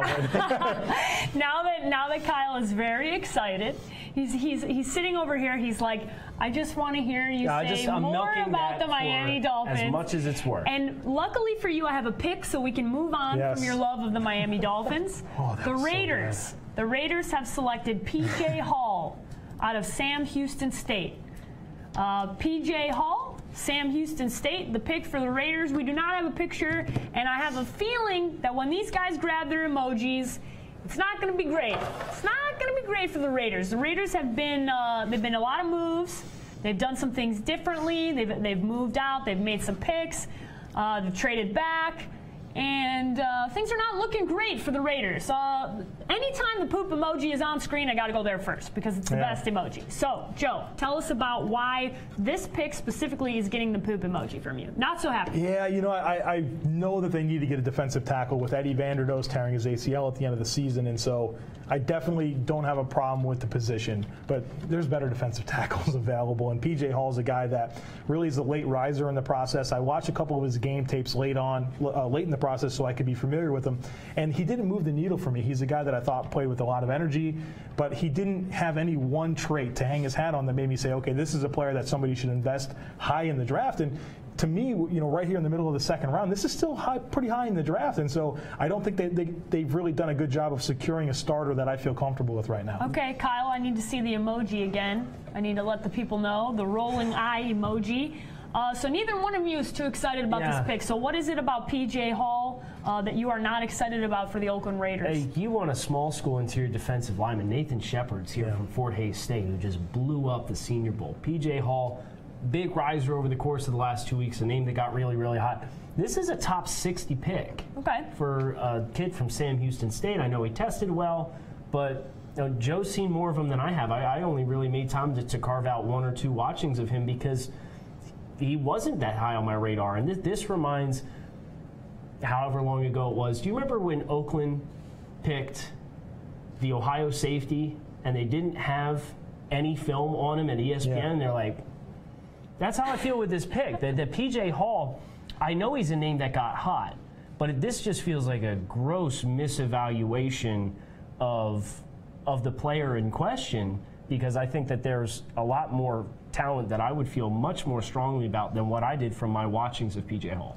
Colton Miller in the first round too. I mean, so on the flip side of all this, you know, Miami Dolphins doing a great job, the Titans, Cardinals, Packers, Colton Miller and P.J. Hall is what the Raiders are rolling with right now after a very funky offseason. So, not great, Oakland. And they traded the third for Martavis Bryant. Yeah. So they're not going to be the best thing they've done. Yeah, it would probably look and be one of the better things that they've done. And now you're talking about a couple of other teams that I want to get to that you maybe are not so hot on. Okay, so we mentioned Oakland. Yeah. You guys talked about the teams that you think are, we'll say, winning the draft. Who's losing the draft? Okay, when you look at the overall of what has happened so far, as we get to the end of the second round, we only have a few more picks left before we get into the third round. I want to talk about this evaluation because most teams cannot, if you're a great team, cannot afford to lose out on your first and second round picks. You cannot afford to bust on those picks. So Kyle, I will start with you first.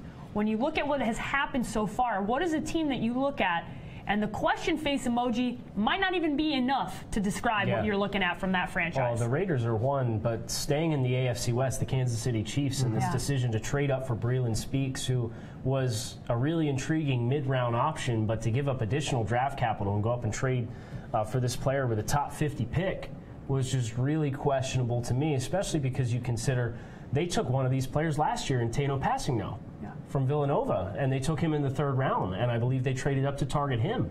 So I know there's been some change in the front office there, but I just have a really hard time getting behind the thought process there of going and getting a player like Breeland Speaks and trading up for him. Joe, same question. I want to know, when you evaluate what's happened thus far, I want to make sure people know that I mean thus far. I will get to that. We will get to that because I got a pick. Got a lot to get to. I got a pick. Oh, boy. This pick for the Atlanta Falcons is DB Isaiah Oliver out of Colorado. Isaiah Oliver out of Colorado to the Atlanta Falcons. Guys, go on and grab those emojis. We have a pick here from the combine. It looks like he's getting his workout in. The Falcons, we've talked about. This has been one of the teams that they took a wide receiver early. We questioned what they were doing because they have Julio Jones. He's doing weird stuff with his Twitter and his Instagram, and we're not quite sure what it all means. But we're back, and we've got some emojis. 100 and the eye roll. Okay. You got the differing of opinions here is always good. So we'll go to you first here. You're rolling your eyes. So Falcons DB Isaiah Oliver. What about this pick makes you roll your eyes? I don't hate it. I mean, I think Isaiah Oliver is a good football player. He's got outstanding ball skills. He's got some ability in zone, bad tackler.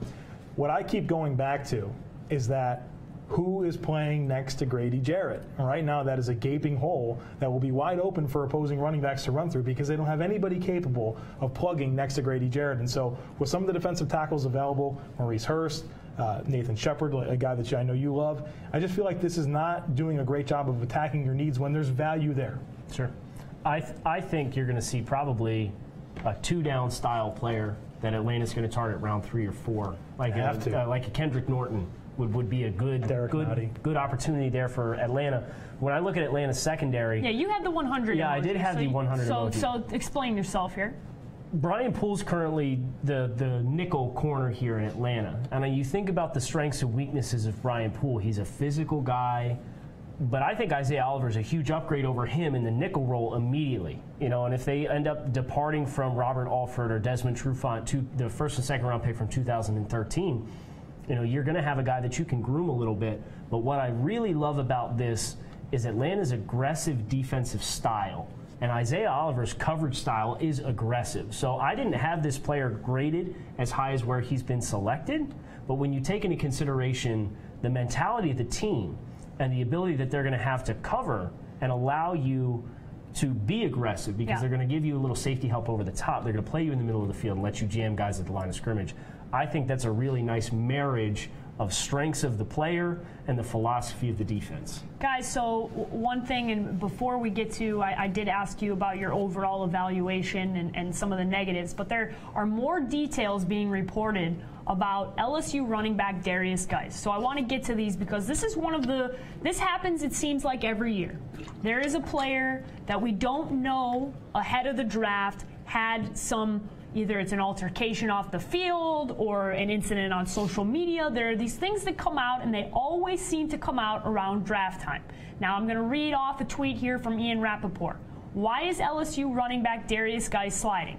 Sources describe him as immature and high maintenance. His visits did not go well, and some of his incidents in college, teams are finding out about that were not reported. Mike Mayock was quoted from Ian Rappaport. And with all of that being said, the Washington Redskins do not care, because guess what they did? The Washington Redskins selected running back Darius Geis out of LSU. So all of those topics that I just discussed, high maintenance, immature, a situation that's being looked into by the NFL, none of those things are a great thing. But guess what? The Redskins do not care. They are picking him anyways. We are back with some emojis to describe this situation. Rolling eyes, fire emoji. Kyle, I'll go to you first here. You were rolling your eyes. I could have used this yesterday, guys. This was my pick in my mock draft for Washington at 13. I should have known. Selfish reasons. Listen, I love the fit here because we talked about it yesterday. What does Washington like in running backs? They like compact running style. They like contact balance. They like pad level. They like guys that can take on contact and still grind out yardage. And what I said about guys yesterday on the stream, if you guys weren't with us, is that he has that extra spring and ability to make sharp cuts that makes him, that added element to all of the backs that Washington has had in here in recent years. So this is good value. Obviously, they're going to have to vet the personality, make sure that he stays on schedule, and there's infrastructure around him if there are significant concerns, and there's legs to some of these rumors that we're getting about Geis and his off-the-field situation. But from an X's and O's standpoint, terrific pick for Washington. Yeah, we can't evaluate the off-the-field stuff. Because for specific purposes, this is a bunch of things that have been rumored, reported. They're talking about an incident.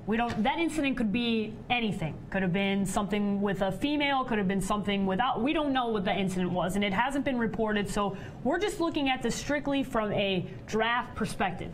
You have the fire emoji out, and I have a feeling that's because this is great value for the Washington Redskins getting running back Darius Geis. Yeah, it absolutely is a first-round player, and they just got him here and kind of getting towards the later portions of the second round. And this is a player I think could be the focal point of the offense. And Alex Smith, their quarterback now, is somebody who's played his best when he's had a reliable running game. And so Darius Geis is the kind of guy that can anchor that rushing attack. And he's so dynamic, he's so physical, but he's also elusive. And so what he does such a great job of as a runner, he challenges tacklers in so many different ways. They don't know what's going to happen. They don't know if they're going to get run over. They don't know if they're going to get juked out. But he does such a great job of mixing that up. And I think that he's going to be a dynamic player right away from them in a position of need. A player that I thought would have been a fine pick at 14 yesterday. Getting him now. And Deron Payne is another player that they got yesterday that's going to help that run defense. So good job. So as I said, there were a lot of things that were discussed between Ian Rappaport, Adam Schefter. There were a bunch of different question marks about Darius Geis.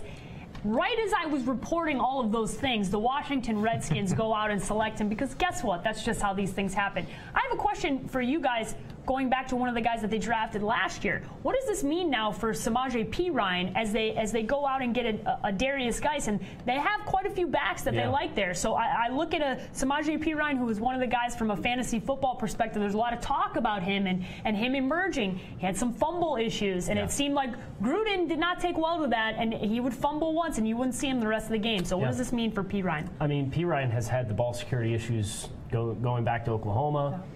And he's just not a dynamic football player. So I think that's the divide between a player like a Darius Geis, who was in conversation for a first-round pick, if not for some of the questions with his off-the-field situations, and Samaje Perine, who slid to the third day in the fourth round last year. And I'm sure he's going to be rotated in. He may get opportunities as a pure short yardage back, third and short, third and goal, those kinds of situations. That's where he really thrived at Oklahoma. Doesn't have the big playability like a Darius Geis, so I think you're going to see a diminished carry volume for Samaje Perine, but I don't necessarily think this means the end of his time with the Washington Redskins. Joe, would you also evaluate that situation when you look at Samaje Perine? I know that it was one of the ongoing jokes in the fantasy football community with Gruden that the second that he fumbles the ball, you might as well you better hope and pray that he doesn't fumble early because Gruden's not putting him back in the game after that. Yeah, I think this gets him into an appropriate role where he can be a power back that just kind of plays situationally, get him chances to win in short yardage in the goal line, and you still have you have your horse and Darius Geis. So it's about having that ideal tandem, and I think he still has a role as a power back. Okay, guys, well, the pick is in for the Pittsburgh Steelers, one of the teams we were very critical of. They traded away a wide receiver, and now they're trading for a wide receiver. Wide receiver James Washington out of Oklahoma State. The Pittsburgh Steelers already have Juju Smith-Schuster. They already have Antonio Brown, two guys that I'm sure you are well aware of. And they traded away yesterday. This was a trade that happened yesterday. They traded away Martavis Bryant, a guy that we have talked about. They had continuous issues with this guy. It was a locker room problem. So now they come back in day 2, and oh boy. I had a feeling that you guys were not going to be excited about this pick. Because that meme is my absolute favorite, we got to go to the meme first, Kyle. So when you talk about the Steelers, who we've already been critical of, this is their second pick here. They go for a wide receiver in James Washington. Yeah. When I wouldn't exactly call the wide receiver position for them a position of need. Yeah. Pittsburgh, look at me. Just when I thought you couldn't possibly do anything any stupider, you go and do something like this and totally redeem yourself. I love this pick for the Pittsburgh Steelers. Wow. Okay? Movie quote time. It's time to switch out a bad apple in Martavis Bryant. Got it. For a player who has similar strengths, is a high character player, is going to fit that same role and allow Juju Smith-Schuster to still thrive in a slot role, which he thrives so strongly in 2017. I think this is a huge upgrade for Pittsburgh on the outside. You get younger, you extend a cheap contract, you extend this window, you make sure that this offense is not compromised with its weapons. Okay. Great pick for Pittsburgh. So that was totally not the direction I thought you were going. That was very interesting, and I love that. Now, it's time for Joe to, this was his favorite emoji yesterday. He loved the non-emotion emoji. Yeah. What is it about this pick that is leaving you not happy, not sad? What is it about this pick that, am I evaluating that correctly? Yeah, we went into this thing wondering who's going to fill in at off-ball linebacker. We haven't gotten that answered. Certainly not sold on some of their defensive backs. And I think James Washington's a great fit. Yeah. You think about Big Ben, a guy that likes to air it out. James Washington might be the best vertical receiver in this class, some of the best ball skills. He does such a great job of tracking it and then carrying speed to the football, even though he doesn't have dynamic speed. And so I think he's going to help this offense. But this whole thing about creating needs by giving away your players and then not necessarily attacking the needs appropriately leaves me, kind of emotionless. Yeah, it's not, you're not happy, not sad. You're right in the middle. We got another pick. The Jacksonville Jaguars, a team that we loved yesterday because they added a great defensive piece. They go offense today. They go wide receiver DJ Chark out of LSU. That's the pick here. They add a wide receiver. They add some depth to that position. They give their guy Blake Bortles a wide receiver. Guys, we don't have a picture here, so let's get some emojis. Let's get some emojis here. I'm going to let them pick. The Jaguars was a team we really liked yesterday because they don't have a lot of needs, especially on the defensive side. And they drafted a defensive player that we were all really excited about. Now, the SpongeBob meme is back, and we got to talk about the SpongeBob meme. That is you, Joe. So what about this pick is giving you this emotion here? This comes down to Jacksonville, and this team they're building is really scary. And it's not necessarily that I love DJ Chark in this spot, but it's in this spot to this team with what's going on around him. DJ Chark is one of the best vertical threats in this class. Dynamic speed down the field. He tracks the ball well. He's an outstanding blocker, which matters to Jacksonville, a power running team. They're going to want to ground and pound. Now they got a guy that's going to be able to hit blocks in space and on the perimeter. And so for me, you're going to want to set up that play action, hit the ball deep. You're going to want to be able to run the football and have secure blocks on the perimeter. I think that at this point for this team, this player is the right pick. They're building a scary team. Yeah, you're scared. We talked about them yesterday. We were already scared of them because that defense that we named off, there were a ridiculous amount of Pro Bowl potential players on one side of the ball. They add somebody to that offense, to Blake Bortles, to help him out. You have the still face. You have Joe's favorite emoji here. What is it about this emoji and this pick that you're not hot on, not cold on? Yeah, I'm just kind of lukewarm on it. And I understand. This is a team that, by and large, with the exception of a replacement for Blake Bortles, is pretty set. If you look at the roster up and down, besides the quarterback, this is the long-term answer to Allen Robinson leaving. Okay, is really what this is, because I think if you look at what Chark does well, there's some similarities. He's a little more potent and dynamic with his straight line speed and explosiveness, but by and large, a vertical threat with size is the appeal here. This was the missing piece for this Jaguars receiving group. I just don't know how much he's going to contribute this year or next year. So I think he's a little bit more of a long-term play for the Jaguars. Is that okay, though, when you evaluate the team that they're in right now and the position they're in right now? Would it be fair to say, yeah, it's okay that they're waiting? And okay is the perfect word for the pit. Okay, that's the emoji. Yeah. That's the emoji. Cal, do you agree, though, what I was saying there, that there's more value for Chark to this team than maybe Miami or other teams? I just feel like New England, another great team. I just feel like he just fits so well. Yeah, I mean that's, and the fact that he has large catch radius because he's big and long is attractive for an inaccurate downfield passer like Blake Bortles because he can bail him out. But the concern is the hands aren't always consistent. So if you can't catch the ball, you know, it's eh. It's You're eh. That's eh. okay. The Minnesota Vikings pick has officially come in, and they're going to stack that offensive line. Their offensive line, Brian O'Neill out of Pitt. That is the official pick for the Minnesota Vikings. That pick is in. The guys are going to look for some emojis. We got some more scoop on Darius Geis as well. We will get back to that after the guys talk about their emojis that they have picked here. Kyle? Yeah. I got to go to you first because you're laughing and you have the poop emoji.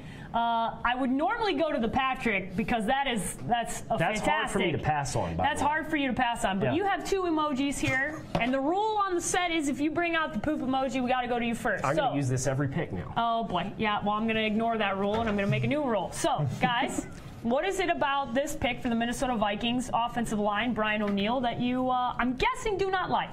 Minnesota loves to take early picks on terrible offensive tackles.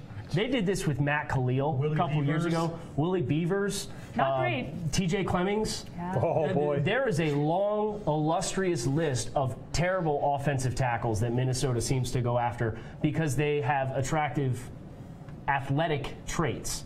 Brian O'Neill is a long-term project. Yeah. You know, Minnesota fans are going to be very used to the image of the stumbling pass block here because that's exactly what O'Neill does on film.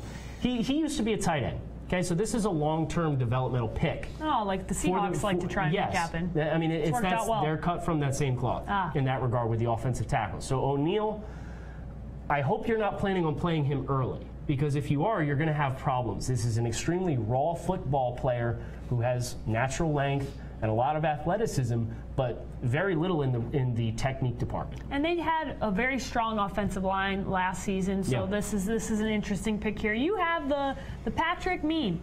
You're looking down on this pick, and you are looking down at it, and I don't think you like it too much. So what is it about the Vikings' selection of offensive lineman Brian O'Neill out of Pitt that you're not so excited about? Kyle did a good job of outlining some of the bad picks that they've made at offensive tackle, and this is the next one. And Brian O'Neill, they got honeypotted, man. This is a guy that just has tools. He's long, he's athletic. He actually wins in space quite well. He's probably going to be a good utility offensive lineman.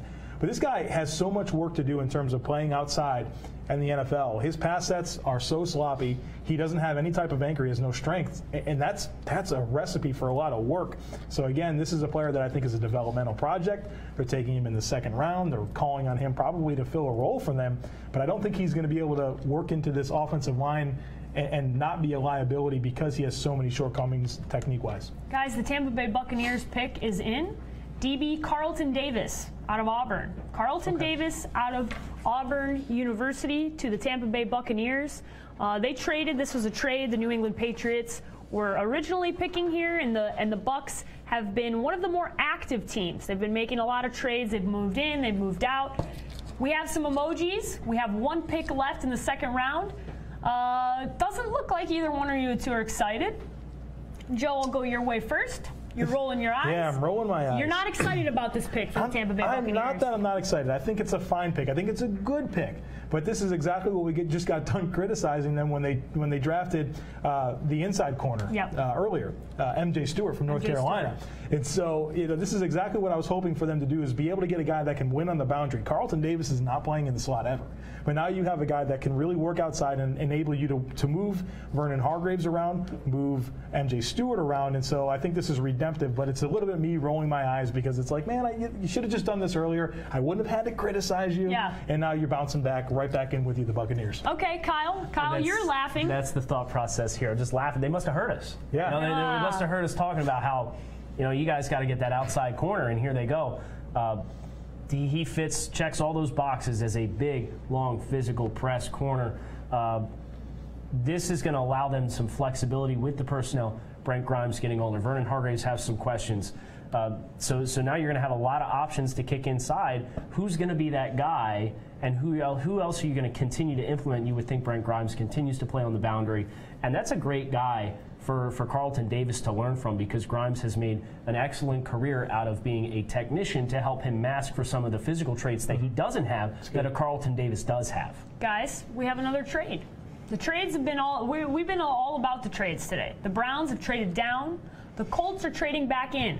Trading back in. So this is going to be officially the last pick of the second round. So guys, let's play a little hypothetical game here, because we got the last pick here with the second round. The Browns, we've been, all of us across the board, very excited about what the Browns have done thus far. They've gotten a lot of great picks. Let's talk about the Colts moving back in here. Let's speculate. Who do you think the Colts are coming back? Who do they like enough to jump back into the second round to come grab?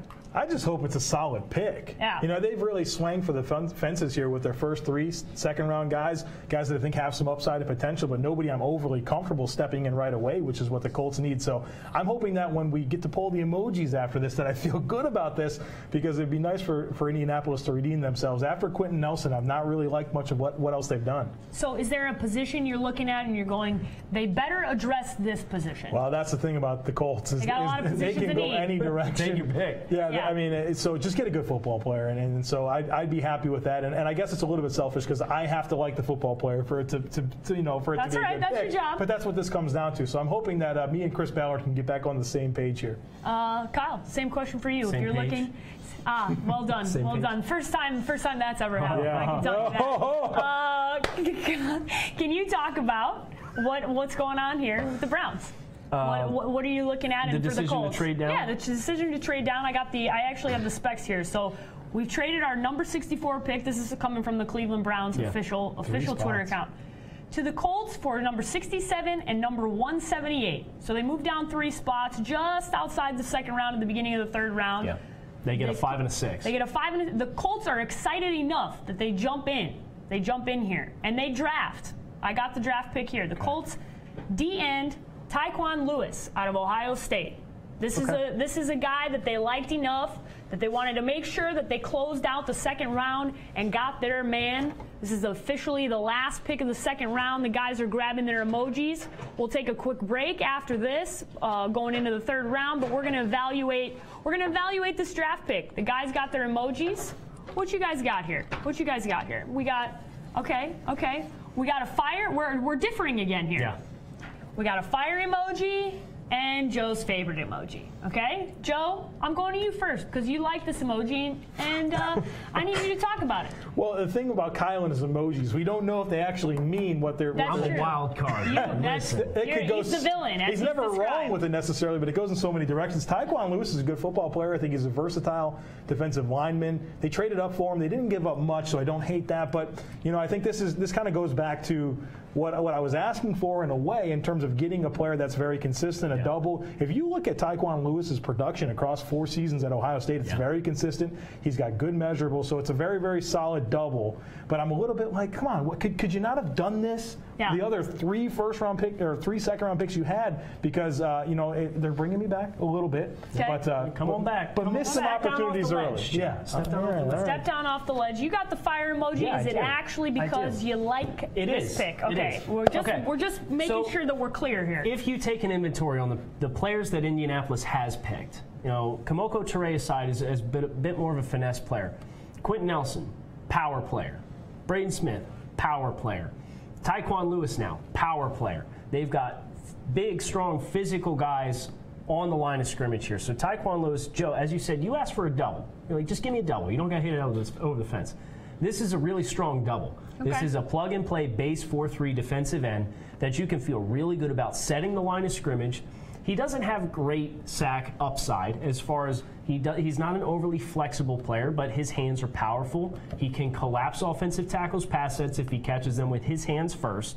And he's going to be a really reliable starter, if not a guy that's going to be a high-impact player. Guys, we've come to the end of the second round. Before we go into the third round, we're going to take a break. We're going to relax. We're going to get some water. We're gonna Or some Monster. Get some Monster. Yeah. Take a quick break, and when we get back, the third round will begin, and we will talk about. We'll evaluate the second round. We will also. A very important thing has to happen in the second round, and you're going to have to in the third round. You're going to have to stay tuned to figure it out. So we'll be right back.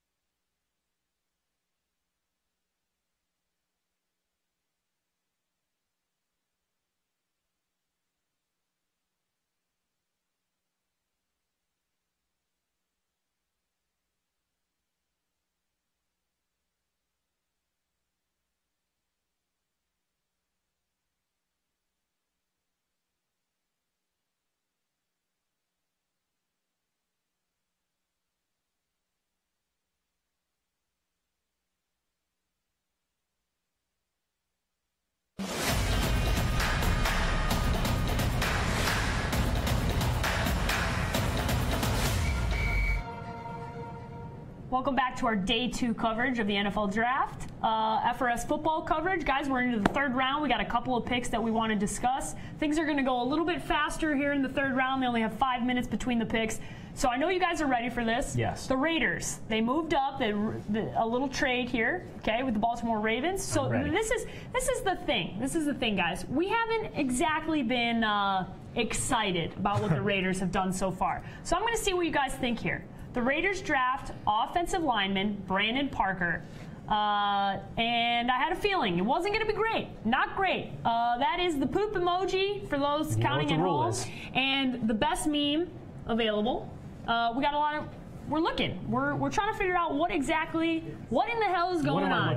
Okay, what in the hell is going on? So guys, let's talk about the Raiders here. Offensive line, Brandon Parker, third round pick. Yeah. Kyle, I'll go to you first. Why are you? Because it's the poop emoji. Yeah, you're the poop emoji. Go first.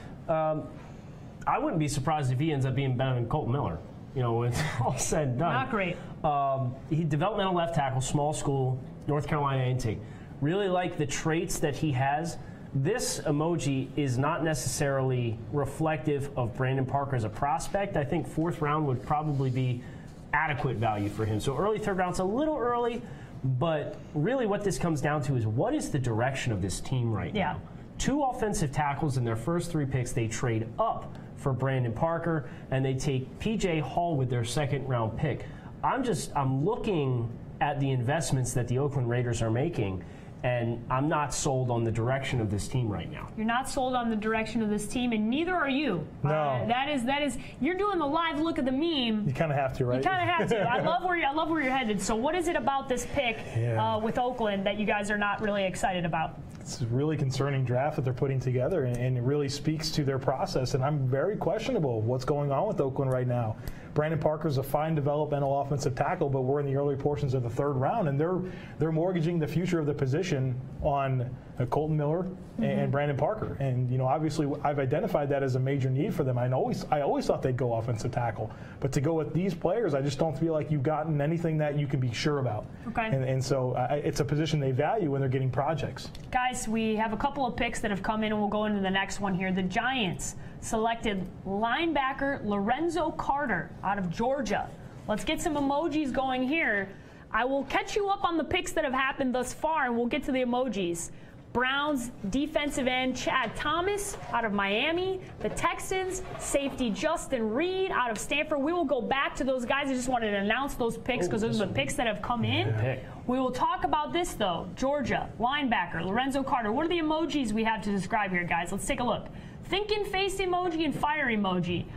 Joe just did the thinking face emoji to your thinking face emoji. That was amazing to watch live on camera. You have the fire emoji. Let's talk about it. Linebacker Lorenzo Carter of the Giants. Love it. It's been a long time since the Giants have invested in the position, and it's been something I've been really wanting. Yeah. And so they went out and got Alec Ogletree, and now they've invested in Lorenzo Carter, who I think is a very versatile player that can win in space. He can win in coverage. He can rush the passer. He reminds me of Thomas Davis, a guy that David Gettleman had in Carolina. If he reaches his full potential, I think he can have that type of role and that type of impact. So I think this is a third-round steal for Dave Gettleman and the Giants. One of the things I know that James Betcher wants to do as the new defensive coordinator there in New York is he wanted some firepower on defense. So not surprised to see them go here with linebacker Lorenzo Carter. You have the thinking face emoji, so why are you thinking about this draft pick? I'm interested to see ultimately where he settles in. So what's the role here? How much is he going to be asked to rush the passer? Because that was an area of his game that he showed promising growth with in 2017, but he's still not a finished product in. So are you going to continue to play him off the ball, kind of let him be a will-style linebacker? That was kind of Alex Ogletree's best strength too. So that's a new face there in New York as well. So they're just going to have to make sure that they slot these guys and get them in the right spots. I like the pick. I like the value a lot. It's just where are you ultimately going to ask him to play in your base packages? Guys, we got a couple of picks here that I want to get to. So the Browns defensive end Chad Thomas out of Miami. The Texans safety Justin Reed out of Stanford. And the Giants, defensive tackle, B.J. Hill out of NC State. Let's go back to Chad Thomas here, guys. What do you I'll go to you first, Joe. Do you like this pick for the Browns? What are your thoughts here? If you have to grab an emoji, go ahead. You can go on and grab an emoji. I don't have one. You know, if I have to pass on the emoji, okay, I'm not great at the emoji. Got it. Let's go. Yeah, Chad Thomas. You got to grab one, though. He's a toolsy guy. He's long. He's athletic. But he's a player that entered college with a lot of expectations, but he kind of was average, ordinary, never really took over.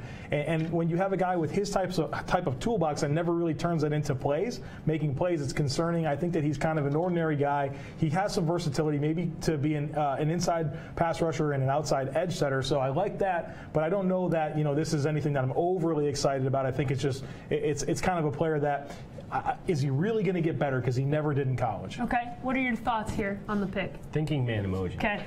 It's just kind of a curious fit, really. Okay. You think about some of the other players that they have along the defensive line.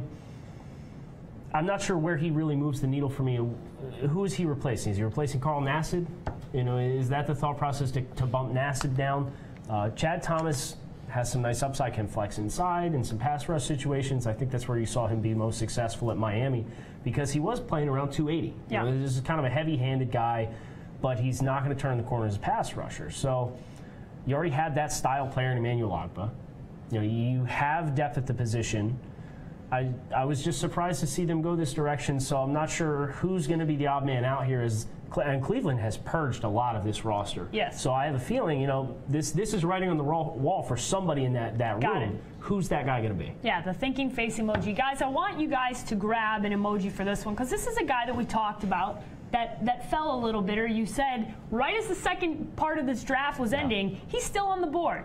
The Houston Texans get safety Justin Reed out of Stanford. I want you guys to grab an emoji here to describe this one. I'm seeing on Twitter, they're actually officially on the clock, but this pick is in Tyrann Mathieu. I'm seeing some J.J. Watt excitement. So I think that this is an already powerful defense, okay? You're very excited about adding potentially another guy to this defense. So oh boy, we got about 100 emojis over here for Joe. Okay, so I'm sorry, but we can't go to you. We can't go to you, Kyle. We got to go to Joe. This might be the best pick in the draft. Wow. Justin Reed is a dynamic football player. He's a first-round grade from me. Let me go through these. I'm going to go through them. Okay, don't touch I got a plan here for these, I don't know, 6 emojis in my hand. Or I love it. Them are going to be right, though. I'm going to get it all right. So let me get through this here. The Texans didn't have a first-round pick because they traded it for Deshaun Watson. So that was worth it. It took a while to get here. So the Texans don't have a first-round pick, but they got a first-round pick in my view. Obviously, I love that. Okay. All right. 100% the right pick. Okay. I mean, you get an opportunity to get a player that I graded in the first round at the top of the third round when you didn't have a pick yet. That is 100% amazing. 100% amazing. Why was this dude available? I have no idea why he fell. You have crap safeties going ahead of him. Pittsburgh, this would have been a great pick for you in the first round. Looking at so you, I have Pittsburgh. No idea why this man was available. Love it. It is on fire because it's an amazing pick. And this is me trolling everyone when Justin Reed makes Pro Bowls for a long time, for years to come. This is a great pick. Listen, for all the jokes that we've made about Joe and his emojis, that was the best moment of the draft so far. You just put on a clinic for emojis and memes. So good luck living up to that. You have the Arthur emoji here. All I'm saying is I'm mad that the guy fell this far. Yeah, I get that. This should have been a top 40, top 50 pick. I really love intelligent football player. Yep. Extremely intelligent, very engaging when you speak with him. And you watch him on film, pretty technically sound. I love his ability to drop down in the slot and play man-to-man coverage, so you can rely on him. You can be multiple with your defensive packages and not feel like he's the guy that's got to come off the field in nickel situations or when you want to bring pressure packages into the game. You can ask him to do a multitude of different things. So I'm Arthur pissed that we're sitting here and Justin Reed had to sit here and wait until the third round to get his name called. Yeah, but a nice fit. Going to the Houston Texans, great defense, going to play for a defensive-minded coach with some superstars. I really hope that they re-sign Honey Badger long-term here and put these two guys next to each other in a long-term situation. That's a potent safety mix. Yeah, love my boy Badger, so I hope that happens. The Giants, guys. I'm going to give you guys the opportunity to grab some emojis that might be right here in front of me. The Giants. Defensive tackle B.J. Hill out of NC State. You guys can go on ahead and grab your emojis. We don't have a picture here, so I'm just going to talk to you about the 17 emojis that I have in front of me. Check them out. They're all right here. That was a clinic. I can't wait to replay that for social media. looks like we're not so happy about this pick for the Giants. So, guys, Kyle, I'll let you start. What's with the meme you got going on What does it mean? You tell us what the meme means. No, you're going to have that. You're going to have that moment. Yeah, Don't you worry. That's how the draft's ending. That is how tonight is ending. Oh, okay. So I can assure it's not you over. that. I can You've got assure you another hour or so to try and figure out an answer to that question. Yes. I'm not sure where the investment in here is for the Giants. They have depth along the defensive line. I feel pretty good about that interior. And Dalvin Tomlinson being a second-round pick last year, really, really effective run stopper, two-down player. It's exactly what B.J. Hill is. So you're getting kind of the same flavor with another high investment here with an early third-round pick. So just not sold. Not sold. Yeah. You have your favorite emoji, the emotionless emoji. What's going on here with B.J. Hill? Not excited for the New York Football Giants. How does he rush the passer, right? I think you've got plugs already with Harrison, with Dalvin Tomlinson. I don't have a very dynamic pass rushing skill set when I evaluate B.J. Hill, and I think that's an important part of what they needed to add to that interior defensive line. So for me, it's a repeat skill set that they already have, and a missed opportunity here to get more of a penetration style player. Okay, guys, I got another pick to let you guys know. This is for the San Francisco 49ers. Linebacker Fred Warner out of BYU. Guys, go on ahead and pick out those emojis. Or in this case, potentially a beach ball emoji. Shout out to Chris Schubert for bringing that one into the office today. Guys, we're back. We got some emojis, and you both are happy about this one. I love that. I love the positivity. Kyle, I'll let you go first here. What happens? What are you talking about here with the heart eyes emoji? Nice harmonious panel here talking about Fred Warner. Really, really athletic linebacker. This is a guy that's tailor-made for today's NFL.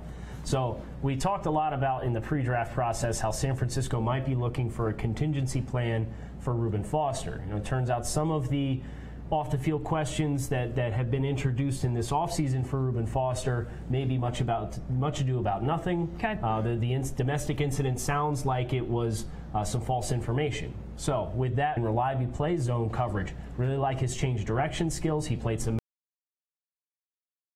So, I mean, you look at today's NFL, you need base package linebackers that can play all three downs. That's where you get valuable linebackers, and that's exactly what I think Fred Warner is. Okay, Joe, the 49ers, their pick here, linebacker Fred Warner. You got the fire emoji. What do you like most about this pick for the 49ers? I thought linebacker was in play early in the first round for them with maybe Roquan Smith or Tremaine Edmonds, but to be able to wait to this point in the draft and get a player at a position of need like Fred Warner, Kyle did a really nice job of outlining what he does well, but talk about how he fits on this team where you have Eli Harold at one linebacker spot, Malcolm Smith coming back from injury at the other. Hopefully everything's okay with the Reuben Foster situation, but there's 3 question marks on the 3 guys you're counting on to start on the second level. So I think this is great value in a guy that has early starter potential in my opinion. Guys, guess what? I got another pick for you.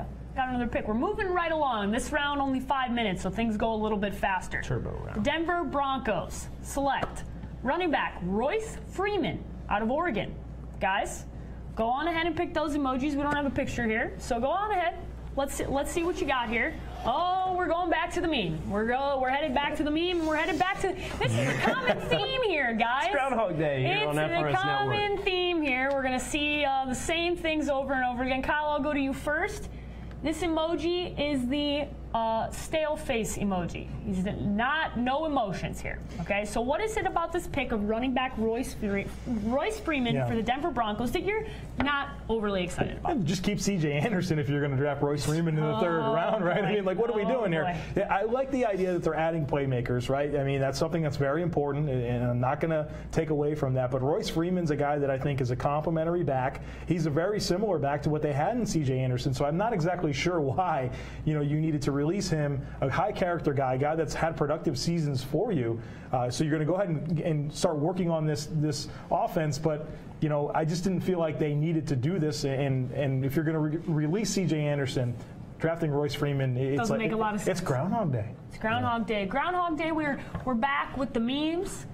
Let's talk about this meme for a second. What is going on with this meme? What do you not like about running back Royce Freeman? I've seen 18-wheelers take tighter turns than Royce Freeman around the corner. This is a very stiff running back. That's a line. So, my concerns with Royce, a lot of his production, this was an extremely productive college football player, he saw probably 5 guys in the box with regularity at Oregon because Oregon spreads the field just as good as anybody.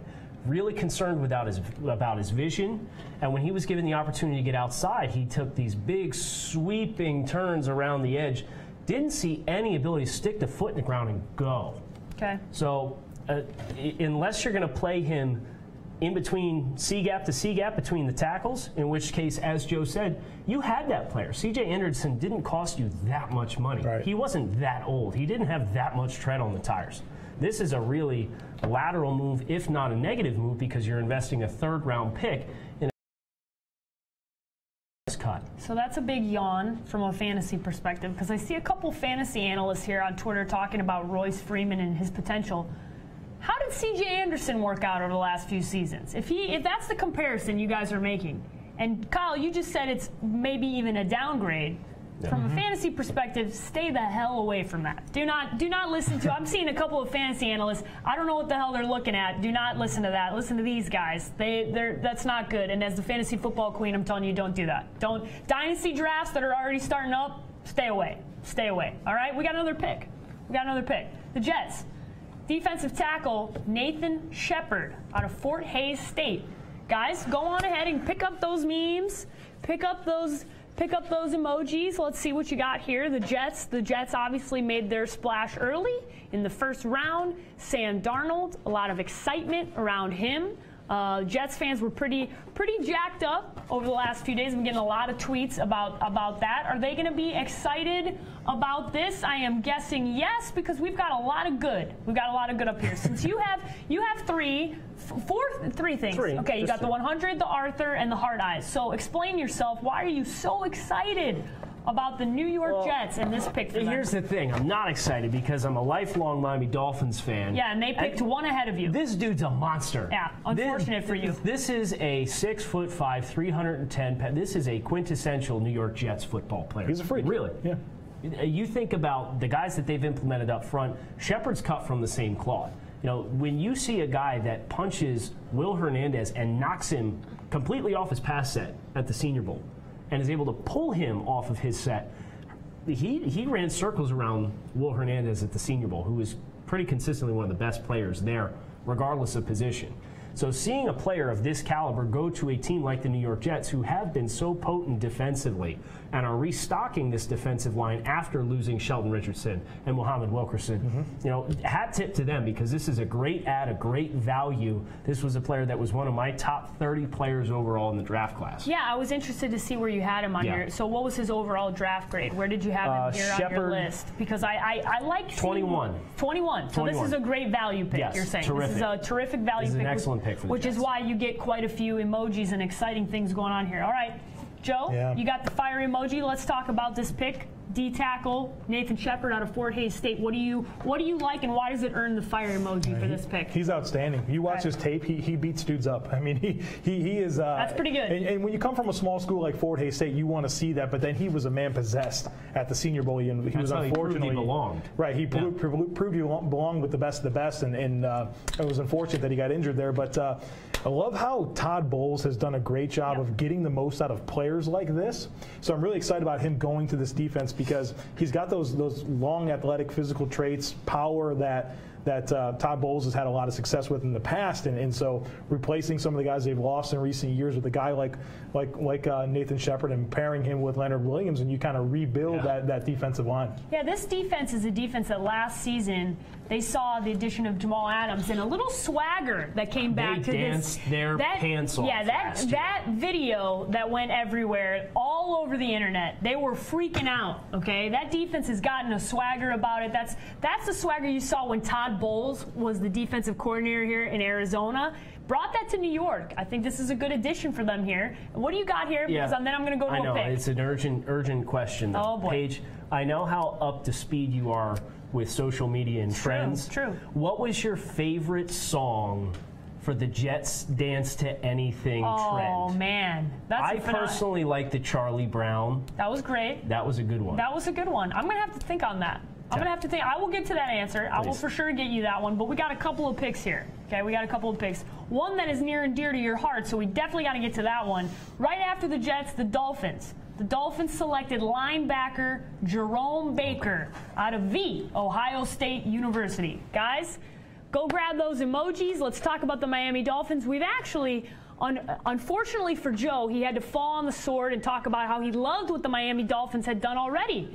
And it looks like that is going to continue. I'm going to get hit with an emoji because Kyle is whistling. He's so excited. Joe, I'm going to go to you first so Kyle can calm himself a little bit. You got the hard eyes emoji for you like this pick for the Dolphins. I sure do. I sure do. Jerome Baker, good football player, and you think about this defense and some of the linebackers they already have with Stephon Anthony, Kiko Alonso. They have Raekwon McMillan coming back off of injury, and he's a really different football player. And I love teams that build their position groups with varying skill sets that can do different things. Jerome Baker is very much a sideline-to-sideline speed guy. He's a guy that can line up and man coverage easily with tight ends and running backs. And he has a really good motor, and he's a guy that can play forward into the line of scrimmage. So I just like so much about Jerome Baker and how he fits into this defense with how he fits with adding another layer to this linebacking core and Minka Fitzpatrick, Mike Gesicki, Jerome Baker. They're really adding some good. You're happy. Dolphins are killing it. The Dolphins are doing well. That is music to your ears. So go back, put your emojis up so you can let all the people. Can I swing them around again? Or you can. I'm going to take one step closer to Joe because you're scaring me with the emojis. All right. You're excited. You're excited about the Miami Dolphins and their drafting of linebacker Jerome Baker out of Ohio State University. What is so great about Jerome Baker? What do you like most about this player and the fit for the Miami Dolphins? Yeah, this was my 51st rated player on the board. Value. Joe's 54th rated player. We viewed this player very similarly. Yep. You look at the Miami Dolphins defense, they're going to have two Ohio State linebackers that they didn't have last year because Raekwon McMillan was a second-round pick last year who tore his ACL on his very first snap of the preseason covering a kick. Let's not do that again. Not a great idea for a second-round pick, supposed to be your starting linebacker. But these are two athletic guys, right? And this Miami Dolphins second level has been a sore spot for a number of years. They have not had athletes. Raekwon McMillan tested favorably at the NFL Combine, especially when you adjust for his size.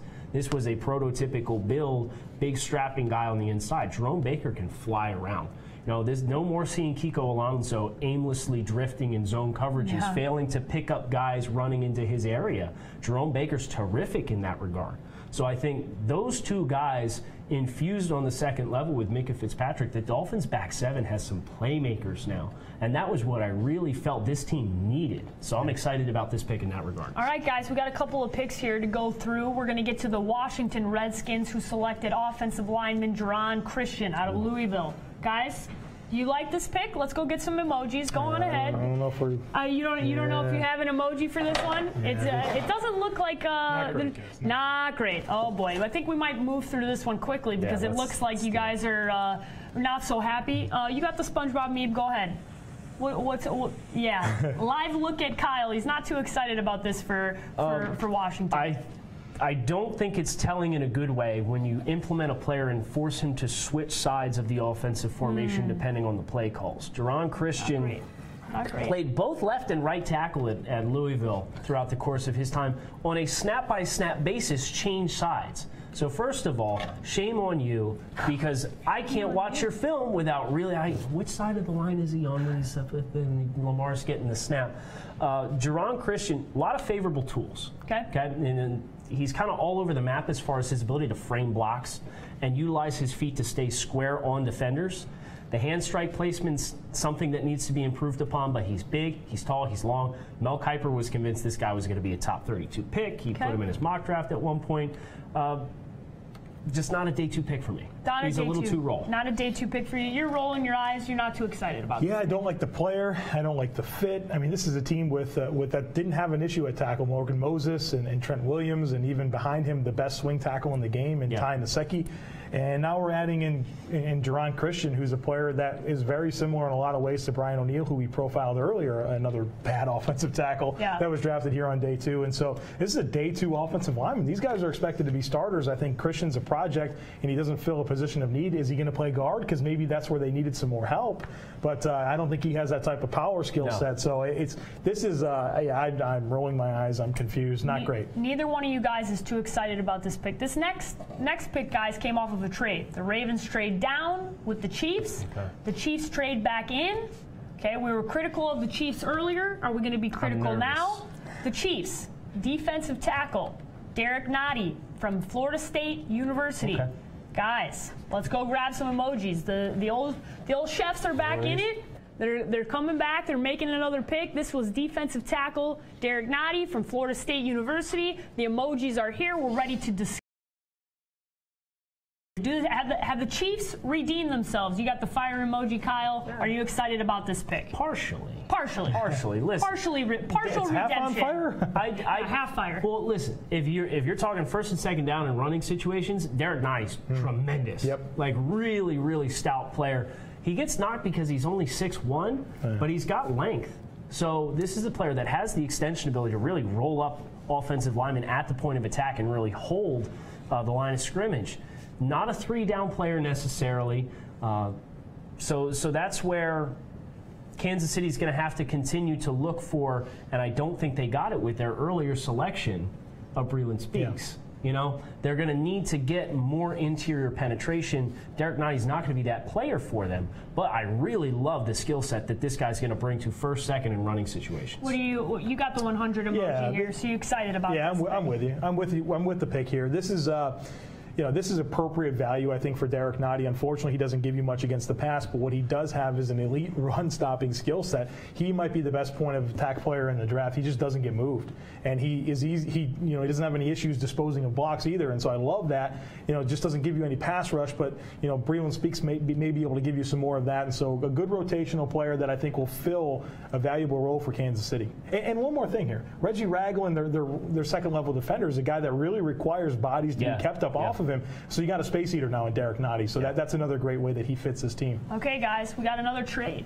The Seattle Seahawks traded down to the Steelers. Another shocker. The Seahawks traded down. This is the details of the trade. The Seahawks traded with Pittsburgh. Seattle gets number 79 in round 3 and number 220 in round 7. Pittsburgh gets number 76, and with number 76, the Pittsburgh Steelers selected what could be the future at quarterback after Ben Roethlisberger, quarterback Mason Rudolph. This is an interesting pick here. I think we've talked about the Pittsburgh Steelers. We talked about what have they been doing. They've had some questionable picks. They move up. I do want to talk about the Seahawks again after we talk about this pick because I think the Seahawks are just confusing me. But quarterback Mason Rudolph here, guys. First. Yeah. I'll go to you first. You got a 100 emoji. What do you like about this pick for the Steelers? Potentially getting their guy because Ben Roethlisberger, as we've talked about before, he's used the retirement word a couple of times over the last few seasons. He's not going to last forever, so potentially their quarterback of the future. So much is coming to mind right now.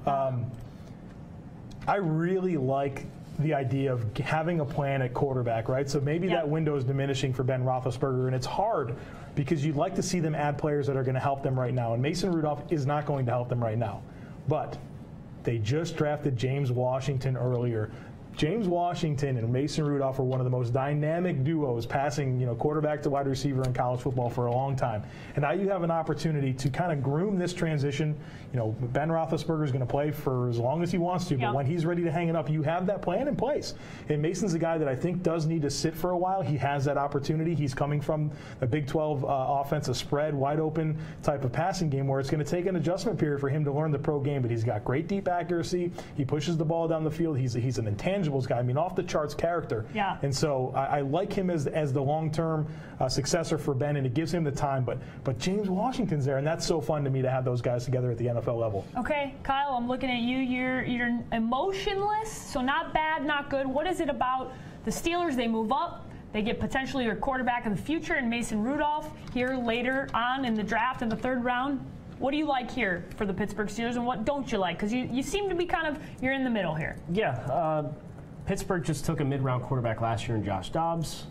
They take another mid-round quarterback here in Mason Rudolph. And look, I know that the addition of James Washington changes things. It makes this more prominent for Pittsburgh to go up. But when I think about Mason Rudolph, the comparison and the similarities that I really saw were similar to what I saw from Bryce Petty with the New York Jets, who's taken a couple years and has struggled with that transition from that Big 12 spread offense So I'm just not sold on the upside of Mason Rudolph as being a quality starting quarterback at the NFL level because he doesn't really have a lot of requisite arm traits either. His best traits were pushing the ball down the field, and James Washington made a lot of adjustments on balls as a contested catch receiver to bail him out of that. So that's great that they are together. So if Mason Rudolph does get that opportunity, they're going to have that established chemistry between the two.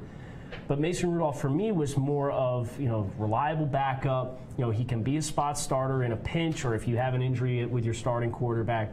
But I don't think this is the long-term answer for Pittsburgh in their starting quarterback situation after Ben Roethlisberger. Well, they definitely have some time because Ben's at least going to play this season for sure and potentially a couple of more if he wants to. It depends on his level. Like I mentioned before, he has mentioned retirement already, twice. The back-to-back seasons where he's talked about it. He is coming back. He will be playing this year. But the Steelers go out and get potentially their quarterback of the future. The Bengals here, they got back-to-back picks. Let's talk about the first pick here. The Bengals, defensive end Sam Hubbard out of Ohio State University. What do you guys like here? Let's go grab some emojis or a meme, whatever you guys got. What are we talking about here when the Bengals are drafting defensive end Sam Hubbard? Ooh, I like where this is headed. Okay.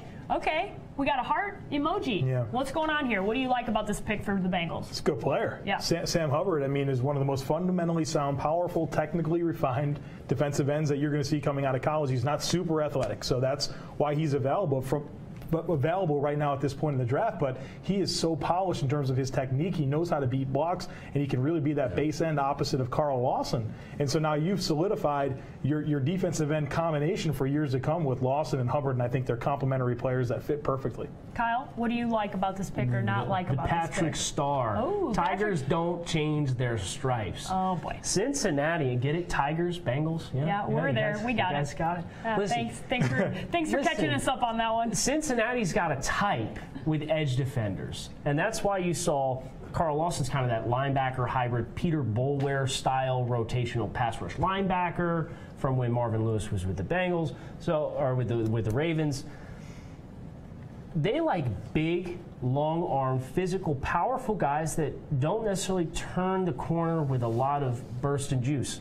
Carlos Dunlap, for example, has been a prominent fixture there. He's not a speedy, bendy guy. Sam Hubbard's the same way. So I really like Sam Hubbard and his skill set. It's just one of those ones, if you would have asked me before the draft, like, who's an edge defender that you could see the Bengals going after, I would have said Sam Hubbard. We mocked him there in the second round. Yeah, so it makes sense from everything that the Bengals have coveted at this position. Sam Hubbard is that. So I like this pick a lot, and I think he can be a plug-and-play starter if they had to. I don't think that's going to be necessary, but you can rely on him immediately if you're the Cincinnati Bengals. So you guys like the first pick. Well, you like the second pick. The second pick, the Bengals went back-to-back. They go again with the defense.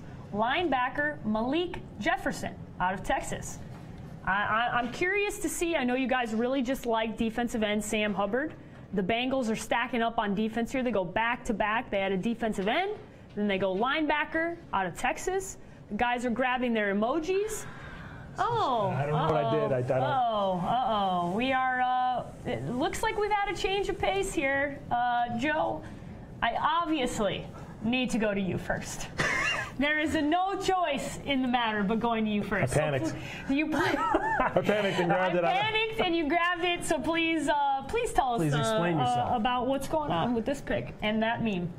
I've not really cared for the way that the Bengals have built their linebacking core over the years. A lot of big, slow, physical, mean guys, but not necessarily guys that fit well in today's NFL where you need to be able to win in space and run and cover. And so, they've got Preston Brown on a one-year deal who's a bit of an underwhelming player, and Vontaze Burfict and all the issues that come with him. But I like the idea of him coming into this team because he kind of fits that mold, but he gives them that athletic ability that they haven't gotten in some of their other players. So he's a bit of a project in terms of getting the mental side of the game down. But if it all comes together, I think he can be a productive starter. He could sit behind Preston Brown, who they have a very small deal with him, 1 year, and he could be the guy long term there. So interesting. It's a bit of a project, but he can pay big rewards. Okay. I don't know how the meme fit, but the meme did not fit. Okay, that's all right. Guys, this is the tease. This meme has been the ongoing theme of Draft Day 2. There will be a time at which I'm going to force Joe to answer what he thinks this meme is, and it will be at the end of this draft. So and stay this is tuned. how he feels about that prospect. Yes, right now. that is an accurate display of that. So what is going on here with the SpongeBob meme when you're looking at the second pick for the Bengals? Yeah. Here, they went back to back, a linebacker Malik Jefferson from Let's Texas. get the good out of the way first. I really like that they added some athleticism on the second level. Okay. They do not have a lot of guys that have range. Vontaze Burfict is very stationary when it comes to his ability to play out in space. Malik Jefferson can play out in space. But Malik Jefferson really has a hard time working through traffic situations. If he's faced with blockers on the second level, he undercuts them, he tries to work around them, he can't shed them once he's engaged with blockers with his hands. This Cincinnati front doesn't have guys that can consistently eat blocks and protect him. So I'm just a little concerned about, in the long run, unless there are additional players added to this Bengals front that are going to complement Jefferson's skill set, how well he's going to effectively do that unless he's consistently put way behind the ball. Okay. And just asked to, you're almost flexed outside the offensive tackle and just chase down the football. So you guys were split there. You liked the first pick. Yeah. You guys were mediocre to lukewarm. It's on the appropriate second pick. value. He's a high upside pick, and the value is appropriate. If I think about that scheme fit for Jefferson, I've got some concerns about long-term what that's going to do for him. Okay, guys, let's talk about the next pick that's in. The Seattle Seahawks, they moved back. They got their guy. They got defensive lineman Rasheem Green out of University of Southern California, okay?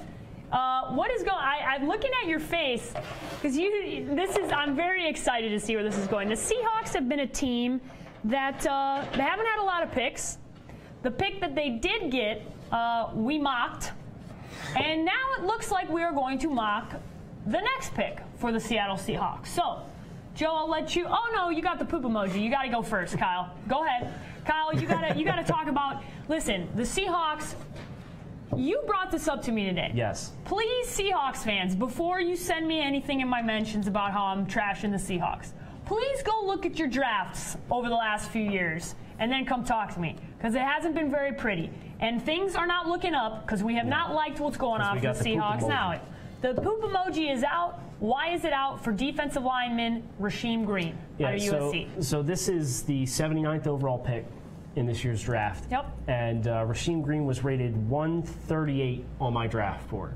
Ooh, this is what was a B-gap defender at USC who was consistently 5 yards off the ball, getting blown off the ball by opposing offensive linemen. Very poor ability to shed blocks. Does not have a lot of effective play at the line of scrimmage as it relates to setting the line of scrimmage. So he's a one-gap style defender without one-gap traits. So is this their answer for losing Michael Bennett? Because if that's the case, Rasheem Green better pick himself up by his bootstraps here and find some toughness to his game, because he didn't have a lot. He'd consistently blown off the ball. So high athleticism when it relates to his testing did not show on the field. Okay, that's a problem. That's a problem for the Seattle Seahawks. You have the laughing face emoji. Yeah. Why are you laughing at the Seattle Seahawks draft pick of Rasheem Green from USC? It's funny. Yeah. I love it. The Seahawks and me, I'm probably never going to get a job with John Schneider because we don't see eye to eye on how the draft's supposed to go. And, I just think that this is a total project. And he's a high upside player, but if you watch the tape, he's got no anchor whatsoever. And you need to be able to now go into the NFL and anchor against Marshall Yanda and Trey Turner and all the great interior offensive linemen that the NFL presents. And I think that he's going to be a gap shooter, and he's just a very limited player right now. If it all comes together, he's got a lot of traits, but I think he needed to spend more time in school ironing out these issues instead of jumping into the NFL and being a day 2 pick. So guys, to recap, we're not excited about the Seattle Seahawks draft. No. As usual. Yeah, Rashad Penny and now Rasheem Green. That's it. That's what we're talking about thus far. The Texans have made their pick, guys. Offensive lineman Martinez Rankin from Mississippi State. Guys, go ahead and find those. Go ahead and find those memes and those emojis, and I'll go back to making fun of the Seahawks because I am getting some comments on Twitter, and I love it. Bring on the heat, because please, please, please go look at your draft picks from the last 3 seasons and come call me when you find some good ones. Kyle, I will go to you first. The Texans. Big fan of their first draft pick. Yeah. Doesn't look like you're a big fan of the second draft pick, or you're emotionless about this draft pick. I just don't know where Martinez Rankin's going to project best. You know, he played offensive tackle at Mississippi State. A little bit of a heavy-legged waist bender, Joe. He think so? Yeah. Okay. He does not have good foot quickness. I think he's more inside. He's a more inside player. But who's playing offensive tackle for the Houston Texans? You know, they've got Seantrell Henderson at one spot, whose reliability is not great. There's been some inconsistencies as far as performance on the field and performance off the field. And then Julian Davenport, who was a fourth-round pick last year as a massive project out of Bucknell, is currently slated to start at left tackle. So I think if you take inventory on some of the other prospects that are still on the board as potential tackle prospects, I would have much rather seen them go with like Chukwuma Okorafor from Western Michigan. Jamarco Jones, Tyler Crosby. Jamarco Jones. Yeah, I mean, these are guys that Houston would have dreamed would still be on the board, and they're going to take a guy that's probably, he might be forced to play center. Yeah. What do you got? Keep it 100. Yeah, so what are you thinking about this Martinez Rankin to the Texans? I don't have a huge problem with it. I think I would have preferred some of those other offensive tackles that Kyle mentioned. But, you know, this is where it gets tricky because, you know, your personal evaluation is not necessarily going to reflect what the teams want, but they like this player. But it's at the position where you thought they needed help. And so, not if it's inside, though. I think they're going to play him at tackle. Jeff Risden, good colleague of ours, have already confirmed that they wanted to play him at tackle. So we'll see if that happens. But with Martinez Rankin, super highly regarded, JUCO big time off the bat. But if you watch him over the course of his career, the growth was evident. I really love players that get better and they peak, right? And they're peaking at the right times going into the NFL. So I think he's got some momentum. I think he does have some versatility if it doesn't work out outside to move inside. But at this point in the draft, to identify a tackle that you're comfortable with, I like that. Obviously, building around Deshaun Watson, getting him some blockers up front is important. Yeah. Guys, they definitely want to protect their guy. Yeah. Deshaun Watson coming back off an injury from last season. They want to shore up the offensive line, make sure that that team and that offensive line is able to protect their guy of the future. Another team that is made their draft pick, another team with a good offensive line, that we're talking about the Cowboys. Added a offensive position to Dak Prescott to help Dak Prescott out a little bit. Wide receiver Michael Gallup out of Colorado State University. Guys, what are we gonna see here? I'm excited to see this one. The Cowboys, they needed some wide receiver depth. They needed some new blood. They had some guys move on, most notably Des Bryant, obviously a guy who's been a part of that organization for a long time. They had some other players move on as well. This was a position of need for them. Joe, I will go to you first on your emoji. You have the heart eye emoji. You're excited about this for the Dallas Cowboys. What a day two for the Cowboys. Connor Williams, and now they've gotten Michael Gallup, two players at positions of needs that represent incredible value. Michael Gallup was one of my draft crushes this year, and I just love his tape. He's a player that can win at all three levels of the field because he has such great ball skills. He wins at the catch point in contested situations. He runs good routes, but then he's so dynamic after the catch because he's so physical. I really compare him favorably to Pierre Garçon because they're both physical players that win at the catch point and run good routes. So, you know, I think that he's a player that can fit into this offense, start as an option to replace that, you know, Des Bryant. Not necessarily that type of player, so that's a false expectation. But I think he has a skill set to fill that X receiver role that they really need. Guys, I'll let you answer over here. Kyle, you got to keep it 100. What do you like about wide receiver Michael Gallup to the Dallas Cowboys? Fits a need, right? Okay. You know, I think this is appropriate value. This was a player rated right at 100 on my draft board. So, you know, I'm not going to split hairs about a difference of less than 20 picks as far as the actual pick order because all these teams value different things. What I really like about Gallup is he's a polished route runner. You know he's going to come in, he's going to be able to create some separation and effectively give them something on the outside. This was, if Des Bryant was still here, this would be an immediate upgrade over what they had in Terrence. Brain fart. Terrence Mitchell. Terrence Williams. Thanks, Williams. Jamie, behind the camera. Yes, thank you, Jamie. So I think getting a potential guy that can step in right away, get Terrence Williams out of the starting lineup potentially as we get to the end of that first year, that's a plus as far as I'm concerned. Guys, the Lions have their pick, the Detroit Lions. DB Tracy Walker from Louisiana Lafayette. What do you guys think about going DB here for the Lions? Yeah, I think it's a need, right? I mean, I think getting some players around Darius Slay and Glover Quinn in the back end is something that's important. I like a lot of the other defensive backs at this point in the draft better, Kyle, and so I know that he's a player with a lot of athletic gifts. He had some good ball production last year. He had some late visits. He got a lot of buzz kind of late in the process, but for me, if you're going to go DB, I think I like some of the other options better. Kyle, from a position of need standpoint, is this something that they needed, but you would have liked maybe a different player here? Yeah, I think that's certainly an accurate depiction. I mean, he performed well at the NFL Combine, ran 4.5 flat, was over 200 pounds, so it's an attractive athletic skill set for a player of this size. I just think, the safety class, there's a lot of really good players still left on the board here. Ronnie Harrison still on the board, Jordan Whitehead, or Mike Watts. There's a lot of gifted players that I would personally feel more comfortable with than what Detroit chose to go with here. Okay, guys, the pick in for the Baltimore Ravens. The Baltimore Ravens have selected offensive lineman Orlando Brown from Oklahoma. Guys, go get some emojis. Let's see what's going on here. The Ravens have been an interesting case study here. Okay, they went out and got the quarterback of the future. The clock is on for Joe Flacco and company. We saw the contract. We've put the writing on the wall there. They're getting an offensive lineman from Oklahoma. Guys, we got the emojis. Patrick meme is back. Joe, let's talk about the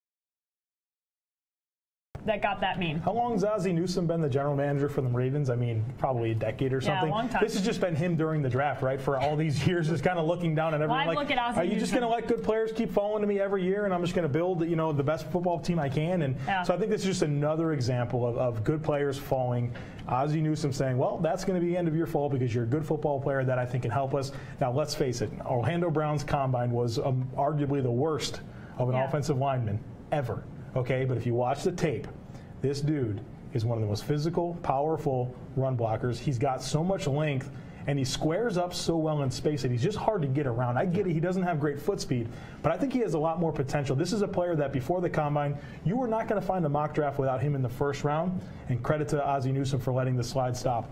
Guys, I want to talk about it. You brought up that good point, like what the difference is between those two guys. I want you to answer here. You have the 100 emoji, okay? Ravens, offensive lineman, Orlando Brown. What do you like about it? Continuing to just hit what the board gives you. This was my 37th rated player on the draft. So good value. Yeah. Was he highly rated for you as well? I will let you know. 76. Okay. 76? So Hey, look at Kyle. Yeah. So Orlando Brown, as Joe said, before the NFL Combine, consistently mocked to the Cincinnati Bengals at 12. Okay. Right? So the opportunity to get him here, there is a proven track record of unathletic, big-bodied, long-armed offensive tackles having success in the NFL. Okay. And I think Orlando Brown is going to be one of those players. I don't care what he runs in the floor. I don't care what his 10-yard split is. What is the relative instances in which that's going to show up on Orlando Brown's tape? You got a question mark there. I think it's fair, and I think it is. I hear what you're saying, but if you look at historical data that indicates, offensive linemen in their 10-yard splits, there are none of them that ran over 209 or something. Yeah. I mean, there's the How many list of them are 6'8", 360 It's a pounds? fair point, but it is something to be mindful of. Like, hey, look. We get it. You're an outlier, and so if you're going to be successful, you're going to have to overcome historically bad testing. It's in the third round. Absolutely, but I don't think it's not important because it is something that nobody else has ever had that bad of testing numbers and had a great career. And to your point, they're rarely that big. So I think there's some give and take there, but I don't think it's irrelevant. Guys, we got another pick here for the Los Angeles Chargers. I always have to catch myself twice before I say I'm San still working Diego. on that. That's going to be a sore spot, too, so you be careful with it. Yeah, it's still a weird feeling. Defensive lineman Justin Jones out of NC State. Guys, go on and grab those emojis. Let's see what you got here for Justin Jones. I am going to ask them, too. I want the pick Orlando Brown. They brought up a really good point about the draft, and they're the draft gurus, so I got to ask them. When you evaluate tape and you see all that tape of a player who's great all season long and then has a bad combine, I can't even pay attention anymore because they put a stale face emoji over the top of my head. So I'll get back to that question later. Guys, Chargers, defensive lineman Justin Jones of NC State, you both are questioning this pick, emotionless about this pick. What is it about it? I'll let you go first, Joe. I don't hate it. I think this is a position of need. I don't hate it. It's a position of need. Justin Jones is a player that'll fit this defense. He'll be an attacking, playing forward type of guy. He has some pass rushing upside. It's just it doesn't move the needle for me all that much. I think, obviously, I hope everything's okay with Maurice Hurst because he should have been drafted, 40, 50 picks ago. But he keeps getting overlooked. And so for me, I just don't know that I get crazy here. I think this is more of a day 3 player. And so still at this point, it's a little bit of a reach, although I get it. He's a player at a position of need. Maurice Hurst is the player that we were talking about earlier that his tests supposedly came back negative. Yeah. So that would be an indication of why he's dropped so far and hasn't been picked. That's at least been what we've seen from several reports on Twitter about his testing coming back negative, unfortunately for him. So I'll let you answer here. The Chargers go defensive lineman. What do you like about it? What do you not like about it? Justin Jones both of these NC State kids were interesting because they're both big, physical, smash mouth guys. So I think when you take that into consideration with the style of defense that the Chargers are looking to build and the mentality that they have, it makes sense. I just don't necessarily see a lot of high-end upside for a player like this. So he's going to be a really solid player, just not necessarily somebody. When I'm picking in rounds 2 and 3, I'm hoping for a little bit more high impact than a rotational 2-down style player who can occasionally flash with a nice spin move, which is what Justin Jones did at NC State. Okay, guys, we have another pick here. The Carolina Panthers. Cornerback Rashawn Golden from Tennessee. Go pick those emojis. And I will get back to the question about what's the deal with the bad combine, because I'm interested to hear when you have tape and you see so much tape of one thing and then one event happens and he doesn't test great. It's interesting for me. I'm going to pay special attention to him in this upcoming season to see how it goes. Guys, here we go. We got the emojis. Oh, we're differing here. Yeah.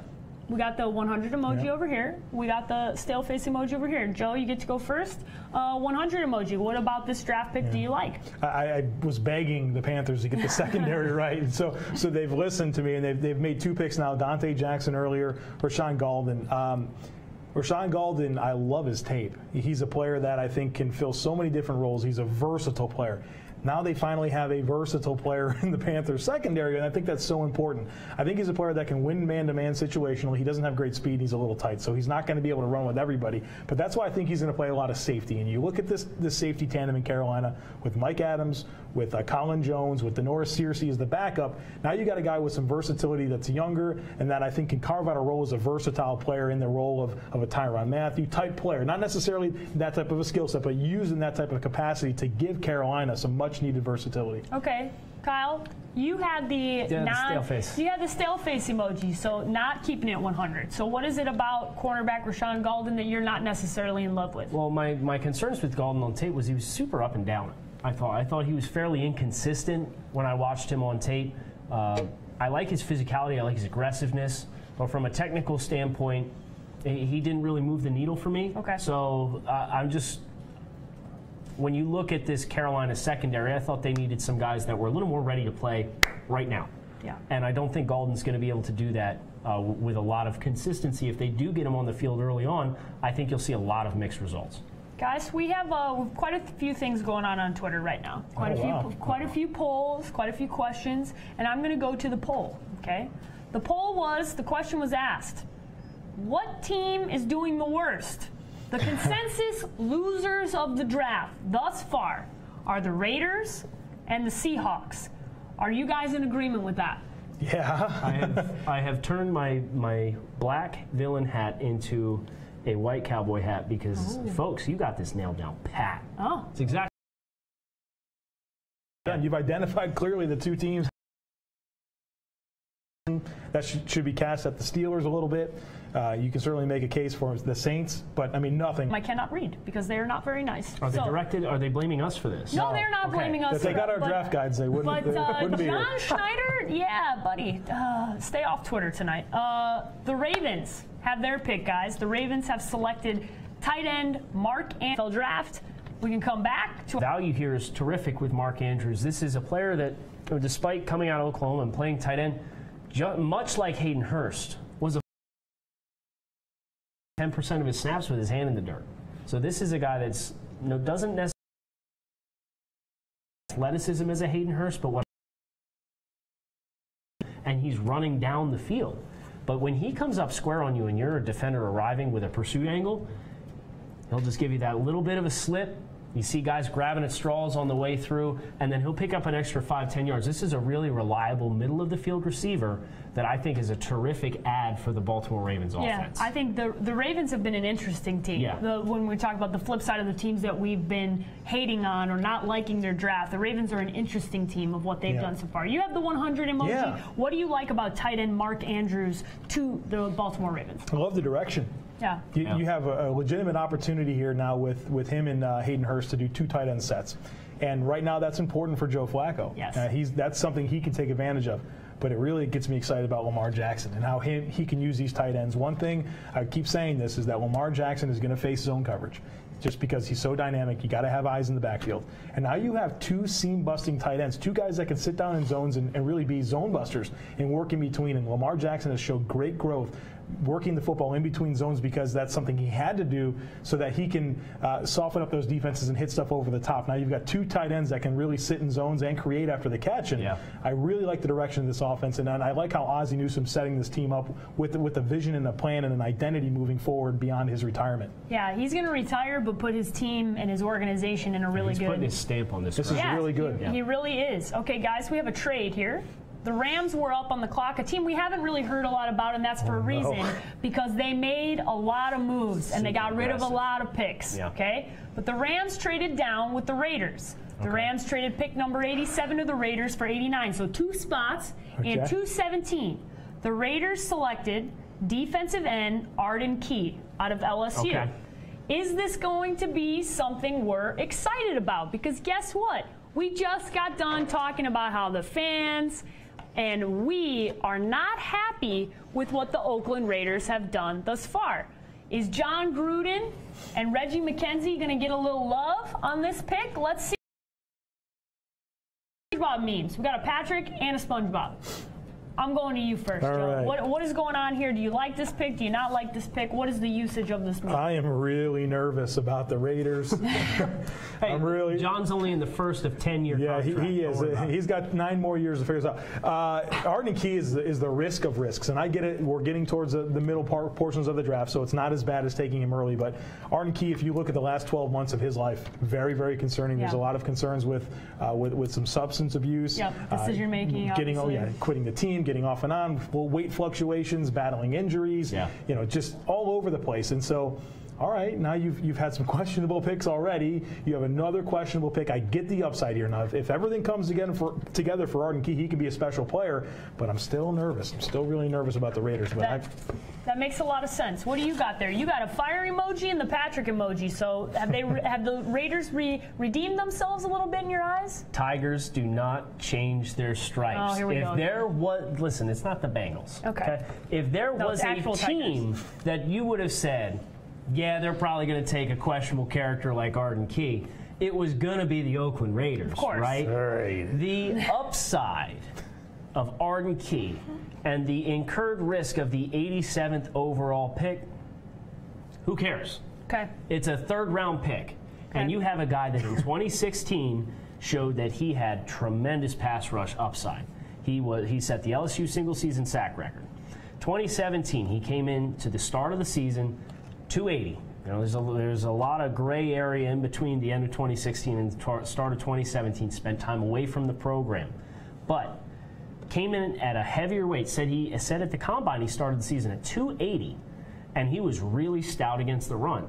So he, in between 2 seasons, showed me that he has the ability to play the run effectively and stack up blocks. I thought against Alabama this year he was really effective stacking the line of scrimmage.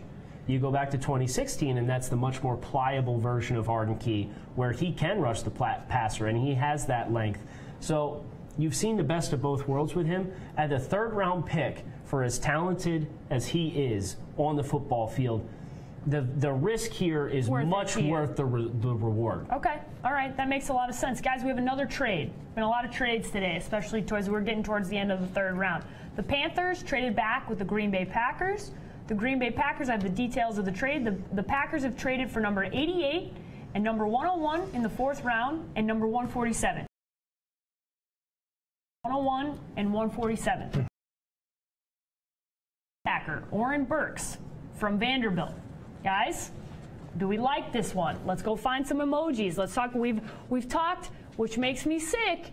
We've talked very nicely about the Green Bay Packers this far, and there's been a lot of chatter about Green Bay, and I know that they're trolling me. You were doing so well. You were killing this thing, and I was talking about you having the best draft, and now you get a bum linebacker here. Bum linebacker. Look, how does he fit, right? Are we playing him on the outside? Are we playing him inside? I don't think he has a role. He's changed positions 3 straight years. Yeah, and so, I mean, I want to see him get a role. Is that good? That's not so good. You should be able to carve out a role at Vanderbilt, right, and kind of settle in. I like the athletic skill set, right? He's a very good athlete, and so maybe there's some upside there, but I just don't have necessarily a natural position. And I think there's a lot of disappointment here because I thought, me and Brian Gutenkopf, we were going to be lockstep and hip here, the rest of the way. He came off the rails. We'll talk. We'll reset the board tonight. We'll get this thing figured out. But this right here is a disappointing way for me to see the Packers end the day 2 here. Oh, this is more my tune. Yeah. All right, Kyle, let's hear about your really evaluation. dynamic athlete. Okay, so I think if you're going to try and put the positive spin on it, you look at the linebackers that they have with Blake Martinez and Jake Ryan, not necessarily athletes on the inside linebacker position. Oren Burks has the opportunity to develop into that style of role and be that kind of athletic player on the inside. If you want athleticism and a guy that you can rely on in pass coverage situation with teams that are going to be attacking the middle of the field, like the Chicago Bears with their new additions. Okay, so this might be a little bit of foresight for the trending of some of the teams in the division for the Packers. But there's a long way to go for this player. Okay. He's been bounced around so much. If we were talking about this end of round 4, or beginning of round 5, you're getting a thumbs up. Okay. But to make a move and go up and get him, it's a value question for me. I can understand the vision. It's just the value for me. It's a bit rich for me. Okay. Again, there was a trade. The Panthers traded back with the Packers. The Packers traded up for number 88 for 101 and 147. So the Packers trade up to get a guy that they obviously liked enough to trade up and facilitate that. The Rams, who made the trade earlier, made their pick. The Rams make a pick for offensive lineman. Guys, the Rams are a team that don't need a lot. They don't have a lot of holes. They have very good players. They added to an already good roster this offseason. Let's look at the emojis here. Keeping it 100 and the Patrick emoji. I'm a big fan of the Patrick meme, so we're going to the Patrick meme first. Kyle, what is it about this pick for the Rams? Perhaps they'd like to trade this one too instead. Oh. Whoa. Whoa. Listen, Joe Noteboom, high athleticism. He's all over the place technically. So if you're looking at the LA Rams and their investments in the offensive line, Rob Havenstein there at a guard position, this is a much more athletic player, but at least Havenstein had some semblance of technique. I think you've kind of swung the pendulum and overcorrected here the wrong way. Okay. Because I'm not a big fan of Noteboom. He athletically, he passes the eye test. He can move. He's long. But when I watched him on film, I was kind of underwhelmed with his pass sets and his ability to work out in space. Joe, you got the 100 emoji, so you're feeling a little different about this pick. I'm okay here. Okay. I mean, Tyrell Crosby, Jamarco Jones are offensive tackles I like much better. But I think what I like about what happened here is it was forward thinking by the Rams. You're building a monster. He's not going to play forever. And so I think you have an opportunity to take a guy like Joe Noteboom, who has all the tools really needed to become a great offensive tackle. And Kyle's not wrong about all the technical work that he needs. He's kind of the Josh Allen of offensive tackles, I mean, in a way. Yeah. And I like him better than some of the guys we criticized earlier, like Brian O'Neill, Jerron Christian, because I think he's got a lot more power to them. But is it a value pick? I'm not going to hate it because I think we're at the point of the draft right now where I'm not necessarily going to see eye to eye on the exact players, but for the position and the thought process, if I can get behind that, I'm going to be okay with it. Fair. And it's the 89th overall pick, so you're pretty deep into the draft. Yeah, at this point, fairly big. The Falcons, Atlanta Falcons, have their pick, defensive lineman Deidrin Senat from USF. Okay, guys, do we like this pick? Well, it looks like we got a picture. Great picture. Big guy, rumbling, stumbling. We know those words from our football times. All right, what do we got here? The guys really love the. What would we do without the SpongeBob What would memes? we do without the SpongeBob memes? I'm not quite sure we would have survived tonight because we had a lot of picks to talk about, and I think you guys are really digging these. So, Yeah. Joe, I'll let you go first here. What do you like about this pick, or not like about this pick for the Atlanta Falcons? I'm relieved. How many times are the Atlanta Falcons going to get on the clock and me criticize them for not taking a defensive tackle? Yeah. And they've finally done it. I really was getting very unsettled about who was going to play alongside Grady Jarrett. And Deidrin Sanat, we talked about Derek Nottie a little bit earlier. I think he's the same type of run stopper where he's just a physical, stout guy, and he actually has a little bit more penetration skills than I think Derek Nottie has. So I could really get behind him and how he can fit into this defense. And he's a fun player, and I just think it's finally answering those questions I had. And I think he has a little bit of upside to play right away as well. Okay, Kyle. You have your Patrick Star, the menacing Patrick. Yeah, menacing Patrick, the villain Patrick. What do you got here? What are your thoughts here on the Falcons? This is more the reaction to Joe finally just getting this fit in the Falcons roster. I've been screaming for a lot of teams. I know, and I've been sitting here watching it like this. It's like, thank you.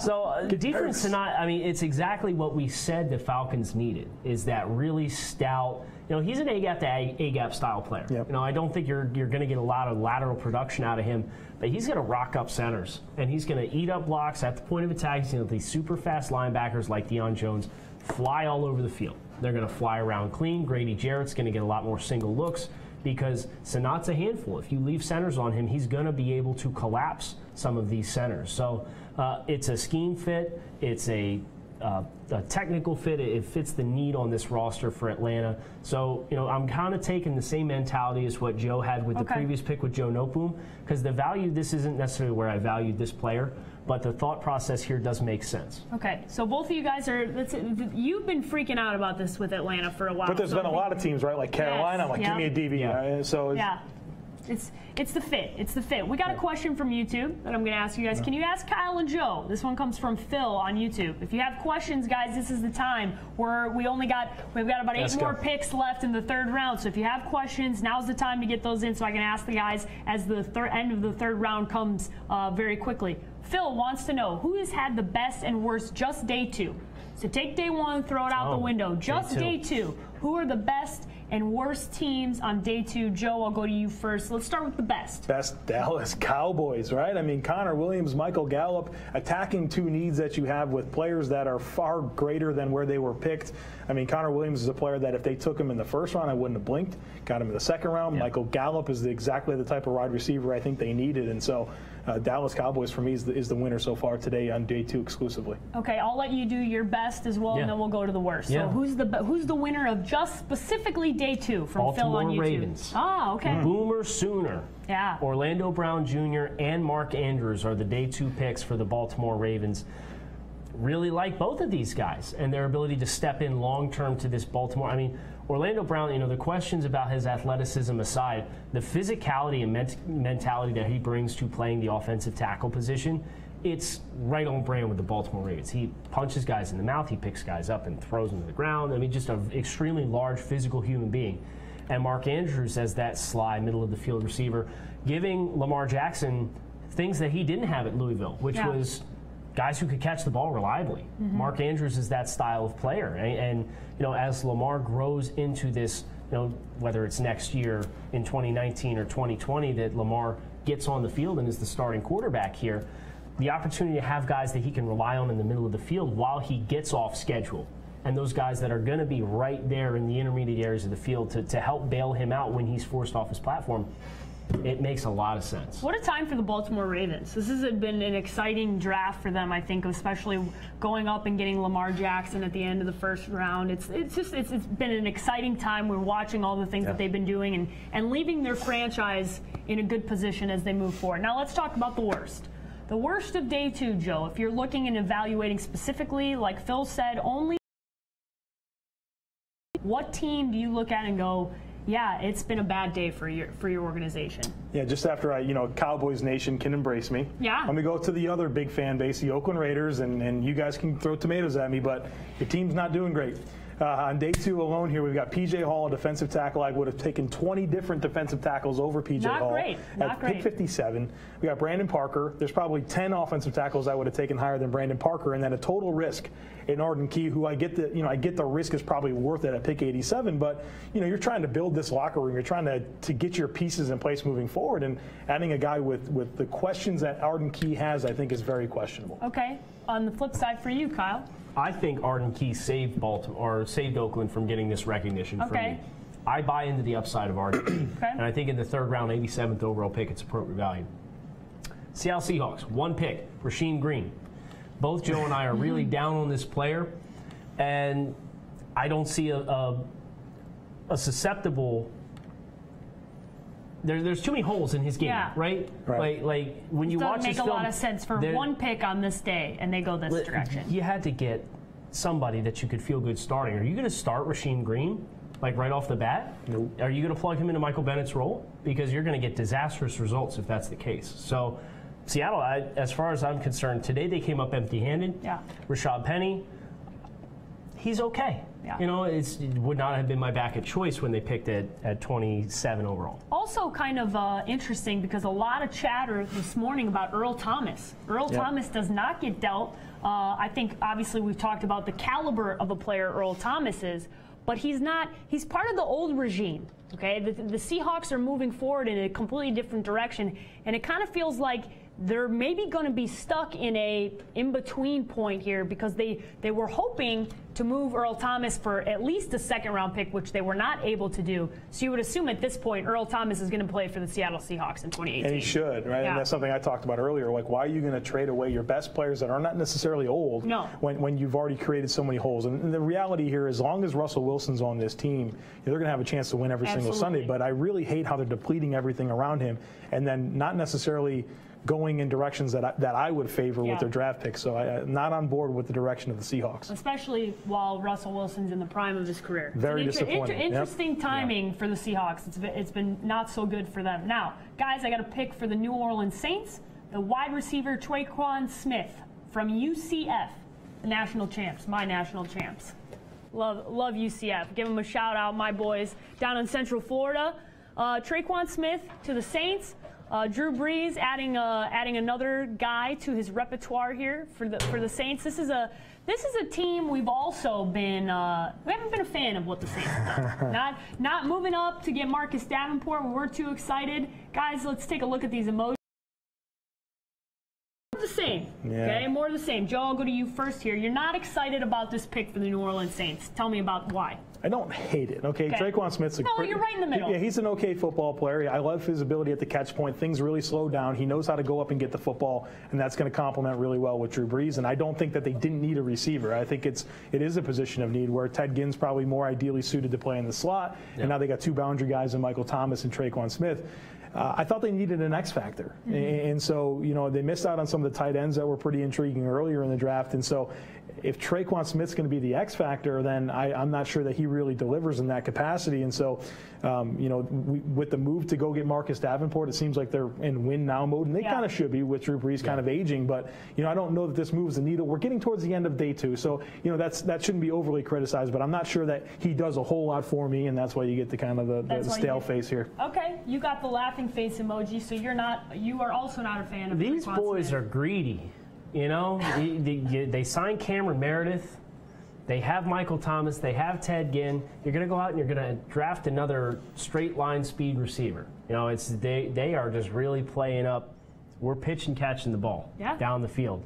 Sean Payton, Drew Brees, they like to throw the football. So when you look at the depth chart with those 3 names, Ted Ginn, long-term viability of Ted Ginn is the one that does stand out, as he's not going to be around too much longer, and if he is, he's eventually going to start slowing down a little bit. So Traquan Smith, I think, where he won consistently is the same places you're going to see Ted Ginn and how he has won since he had his breakout years in Carolina. Okay. So it's a contingency plan, a long-term probably replacement for Ted Ginn. I don't necessarily think that Traquan is going to be an effective boundary receiver. I think he's a little limited with his route tree right now.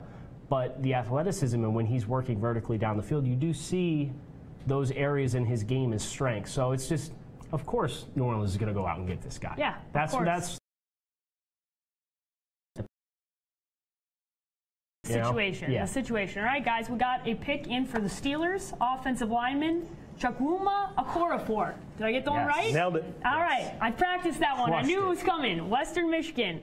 Offensive lineman, the Steelers adding to their offensive lineman depth to protect an aging Ben Roethlisberger, potentially a Mason Rudolph in the future.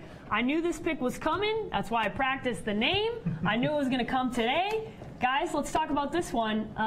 We got differing opinions.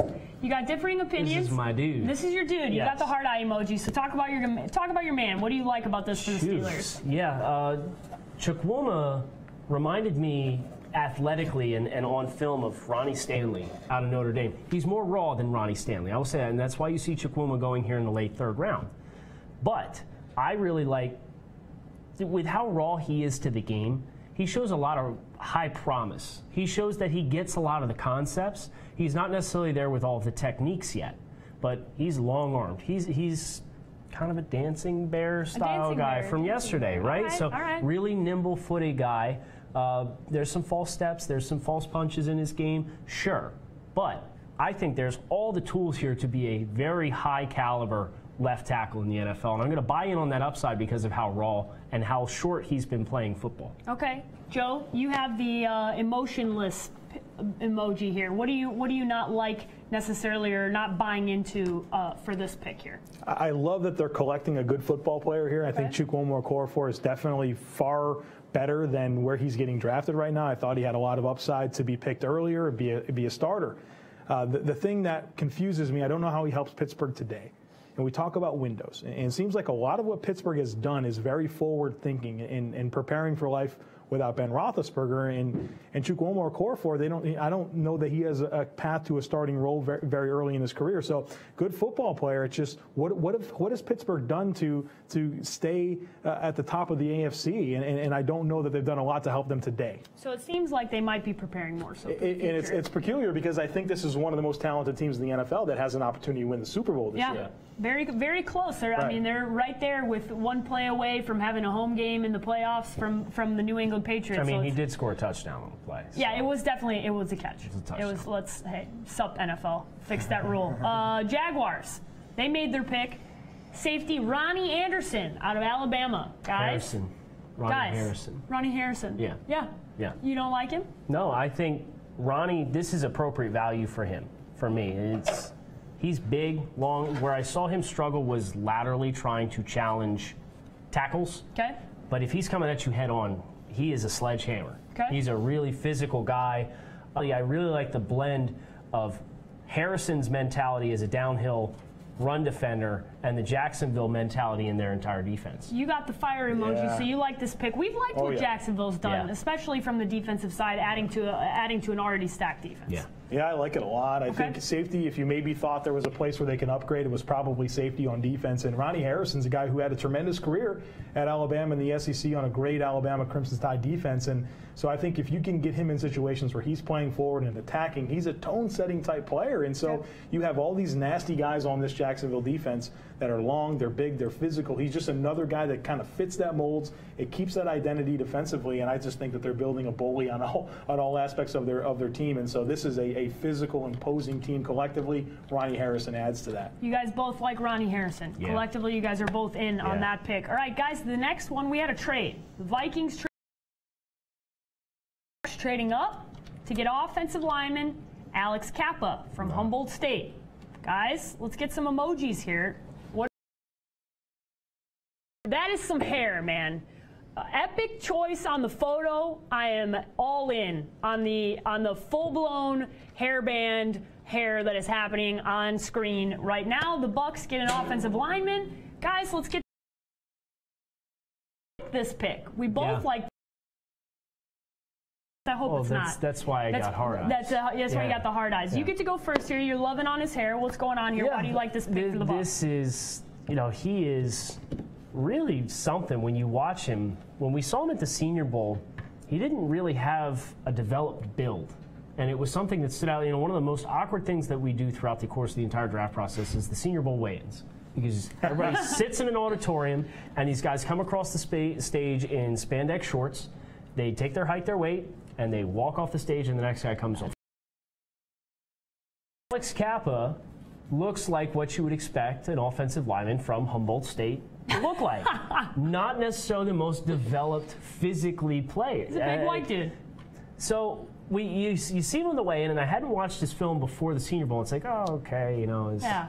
And then he gets out in the field, and he's stonewalled Marcus Davenport every single rep on the first day. Wow. Just stole his lunch money. Okay. Threw him to the ground a couple times.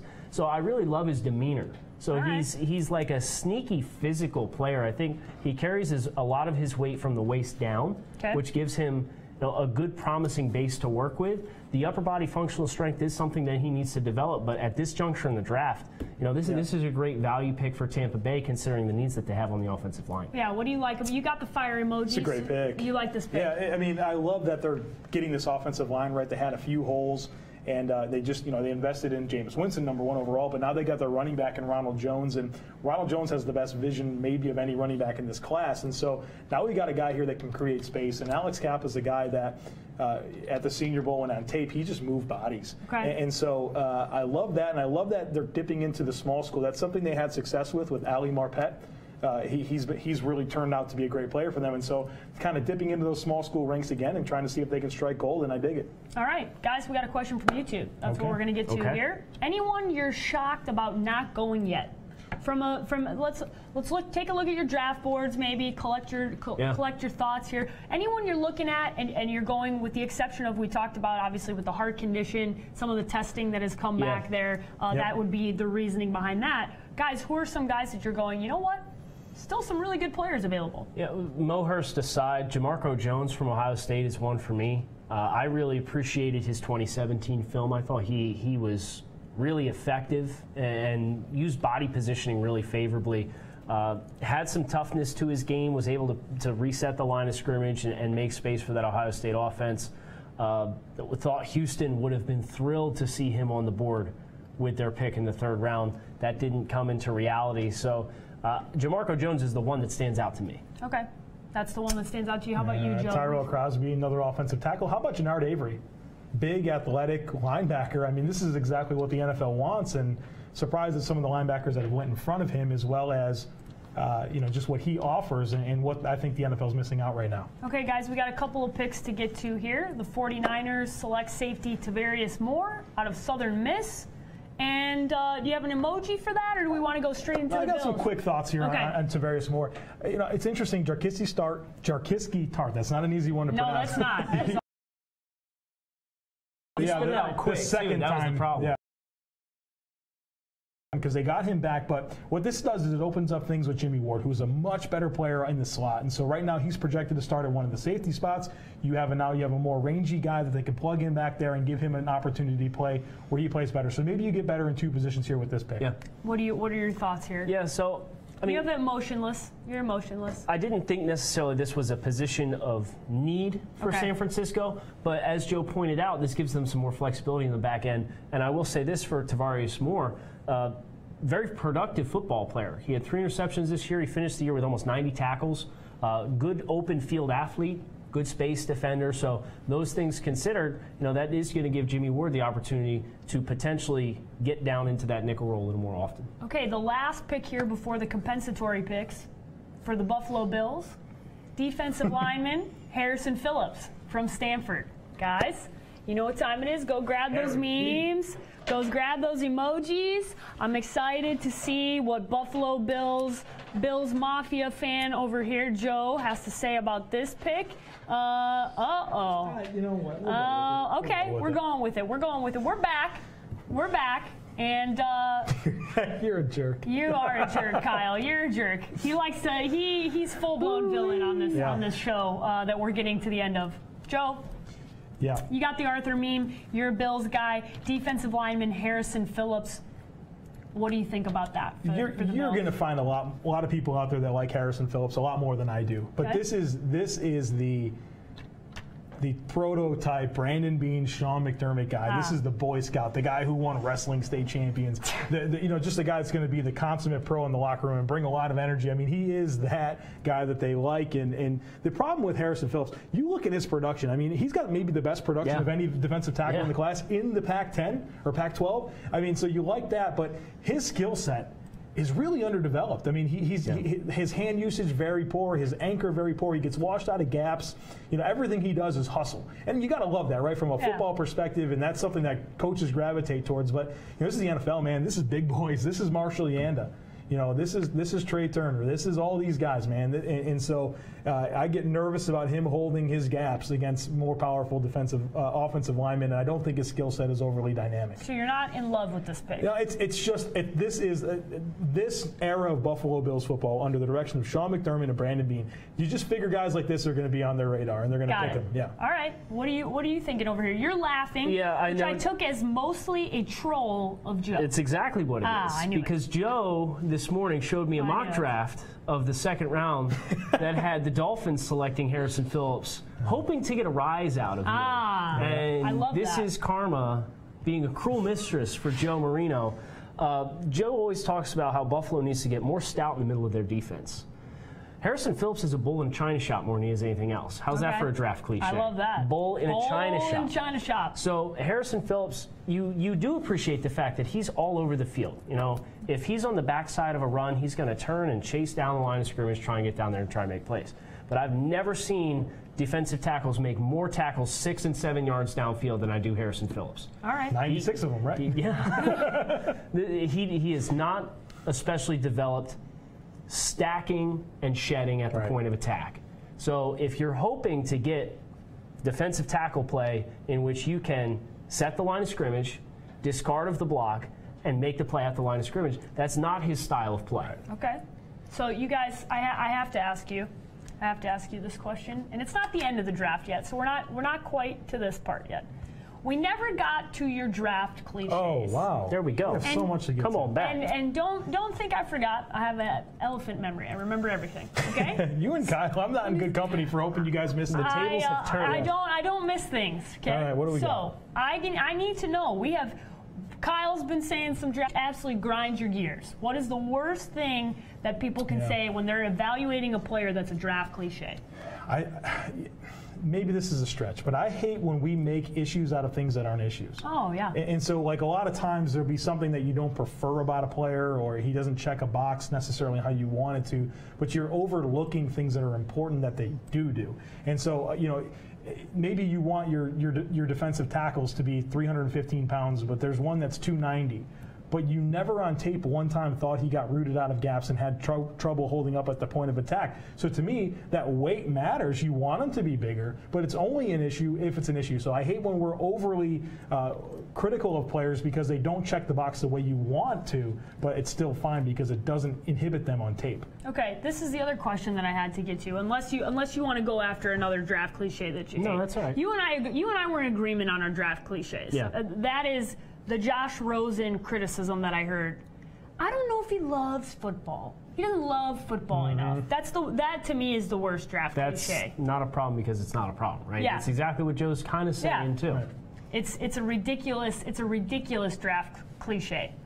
This was the other question that I wanted to get to. Not this, because that is the very end, and it will not go away. This is put Joe on the spot under the coverage. It's for both of you guys. Let's have fun here. I've already got Josh Allen. You know what I mean? This is one of the things you guys we talked about. Okay, you're talking about an entire year of great. You've watched film. Yeah. You love a player. You're all in on him, and then they have a bad combine. Yeah. Me from fan perspective, I'm going, why is it that a guy specifically drop so much from his combine when you have a tape of watching a player just absolutely dominate in a big conference in Oklahoma? I don't understand that. So I need to hear your perspective on that. You want the combine to match what you see on tape, right? Yes. If they're fast on tape and they're powerful on tape, you want to see those explosive tests reveal themselves at the NFL Combine. So sometimes when you have a disconnect, you need to find out why. So you go back to the tape, maybe you misinterpreted something, or maybe they just had an off day or something. There's so many things to unpack there. So what it comes down to is there is enough data throughout the course of history to tell you that players that have success at their positions, they meet these certain thresholds. So you want them to fit in those thresholds. It doesn't mean that they're not going to have success, but it is some type of a clue that kind of takes the bias out of things and says, okay, well, every good player at this position has done this and this one doesn't. Well, are we good with that, or do we need to be more focused on it? So I think it's a good cross reference to the evaluation process. Kyle, same question for you. When you're looking at it, why is it that it? And I think obviously I talk about this all the time in sports, recency bias. So whatever's happened most recent takes precedence over everything else. And I think that's when obviously you're talking about football. When the football season ends at the end of December for a lot of teams, or the first week in January, the only thing that you remember really is the combine. So is that a little bit of maybe what it has to do with it as well?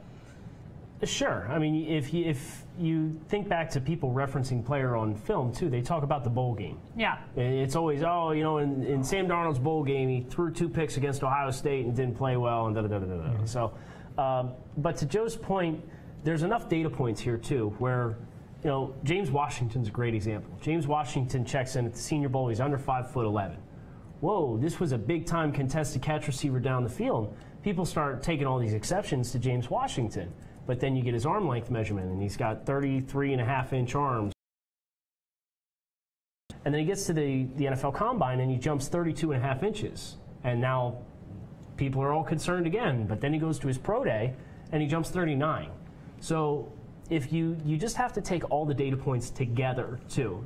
For both of us, we do account for athletic testing in the way we do our evaluations, but it's a very small fraction as it relates to the total player evaluation process versus what we factor on film. Okay. So it's meant to supplement.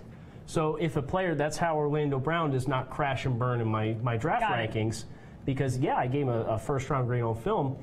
He's got day 3 athletic testing, so when it's all said and done, he's a solid second-round grade for me. All right, guys, the first pick of the compensatory round here has come in. The Arizona Cardinals select center Mason Cole from the University of Michigan. Guys, I can tell you, as a person who lives in Arizona and watches a lot of Arizona Cardinals football, the center position is a position that they need to shore up. The offensive line, in general, is something that they really, as I talked to Steve Keim, as I talked to people around the organization, they said they needed to bring a safety net, start drafting some guys here. What do you think about Mason Cole? We like it. We like it. You love it, and you're breathing heavy. Okay. Yeah. What is it about this? What are you breathing heavy? He's relieved for Josh Rosen. Relieved for Josh Rosen. Yes, I love it. So, my dude, my #1 quarterback in this draft, goes to the Arizona Cardinals. He's got an offensive line. Maybe the 3 of us can protect better than what they had. Not wrong. So listen. Now we got Mason Cole, so I'm relieved. We've got a center. That's good. And I love the pick, obviously. And so what this comes down to is it's a position of need. It's forward thinking. Yeah. You're not going to insert not only Josh Rosen, but Sam Bradford behind this offensive line. So you've got a piece now. Yeah. Mason Cole's played outside of tackle at offensive center, but I love that he has that versatility and he has experience at both spots because he's so adept and he's so nuanced with understanding protection calls and how defenses are going to attack them coming from a pro-style system. I'm the hard eyes. I'm loving this pick right now. Guys, the Arizona Cardinals, positivity around this draft. Positivity around this class. I'm going to give you guys this. You're the thumbs up. This is the Chuck Norris thumbs up from Dodgeball at the end of the movie, right? We love it. We love it. Thumbs up for the Arizona Cardinals. So, Mason Cole. Michigan didn't necessarily do him a lot of favors playing him at left tackle this past year, but to Joe's point, that does show off some of his versatility. And I think you're going to take Mason Cole and you're going to put him right in front of A.Q. Shipley in the depth chart to play center. Yep. Center is Mason Cole's best position. Now, he was a little rusty at the Senior Bowl with the snaps.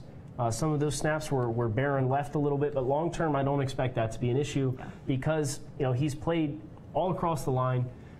Snap direction is an easy fix. Mason Cole, I really, really like their ability here at the end of the third round to get a starting center that's going to help upgrade. This was my 48th rated player. Yeah, and you brought up A.Q. Shipley. They haven't been overly impressed with what A.Q. Shipley.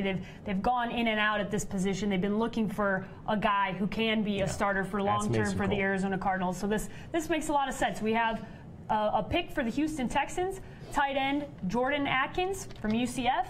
Guys, Atkins from UCF. We got around. You're going. What are you going with? You're laughing at it? Yes. Oh, you're laughing at it. You don't Who's like it. playing offensive tackle for the Houston Texans? Ah, I knew this was coming. This is a 25, 26-year-old prospect, right? Older player. He's athletic, but he's raw. I didn't think he ran great routes. He just ran up the seam. Okay, so look, Deshaun Watson getting that seam threat as a tight end. I do appreciate that. I got you. I feel you. But who's playing offensive tackle? Akins isn't doing any chip blocks on anybody to help protect in the pocket. He can't block at all. No, he's a glorified slot. Yeah. So, I'm looking at this tackle depth chart. I'm not banking on Julian Davenport and Chantrell Henderson to play my offensive tackle spots. And protecting Deshaun Watson, who's already had a big-time injury. All right, you're keeping it 100. What do you like here for tight end Jordan Atkins to the Texans? Yeah, Tyrell Crosby, Jamarco Jones, great offensive tackle prospects. I have no idea why they're available. Would have been totally in love with that. But I really do appreciate what they did here in giving Deshaun Watson a dynamic seam-busting type of tight end. And so, I think he is a guy that can stretch the field and give him that. And Deshaun Watson, he's so savvy to extend plays, and he's willing to test man coverage. And, Jordan Akins is a guy that can win at the catch point, has good ball skills. And so I can get behind that. It's a bit of a reach for me. I don't necessarily, it wouldn't be a pick that I would make. But as long as I can buy in and see the vision, see why it was done, and I can clearly see that, I don't have a problem with the pick. Okay, guys, Denver Broncos, cornerback, Isaac Yiadom. I hope I pronounced that one right. Yes. Boston College. You guys are going to put up a good one? Are we happy about this one? Because you're back to the 100 emoji, so you're feeling good. You're feeling good about this one. Kyle's back. He's I'll let you go first. You're the positive one. I don't necessarily love it. Okay. But the thing is, I get it. And so, Isaac Yiadom, he's a guy that can really be that boundary corner. And so, you got Bradley Roby, who's probably going to be more of a slot guy, and you can keep, you can have a potential now if Yiadom can develop and win an outside job where you can move Bradley or Roby around and let him be more versatile, kind of what they had with Aqib Talib. I love that he's physical at the line of scrimmage. I love that he competes hard at the catch point. Not necessarily a dynamic athlete, those types of things, but if you want to play bump and run and guys that have a guy that will crowd routes early, I think you get that in Yiadom. Not necessarily a high upside player, but I think he's solid. Okay. Kyle, what are your thoughts? Solid player. It's when you take into consideration that we're here in the end of the third round, value's okay. And I think there's other corners that I personally would have gone out of my way to target. But he does have a role. I think he's a really solid depth option, special teams type player for the Denver Broncos. Guys, I got a question from Arizona Cardinal fan. It doesn't surprise me about the cornerback position opposite Patrick Peterson.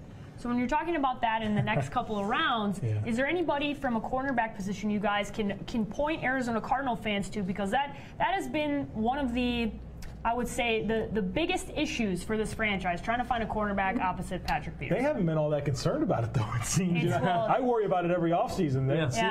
Not necessarily. How about Holton Hill? Yes. My guy.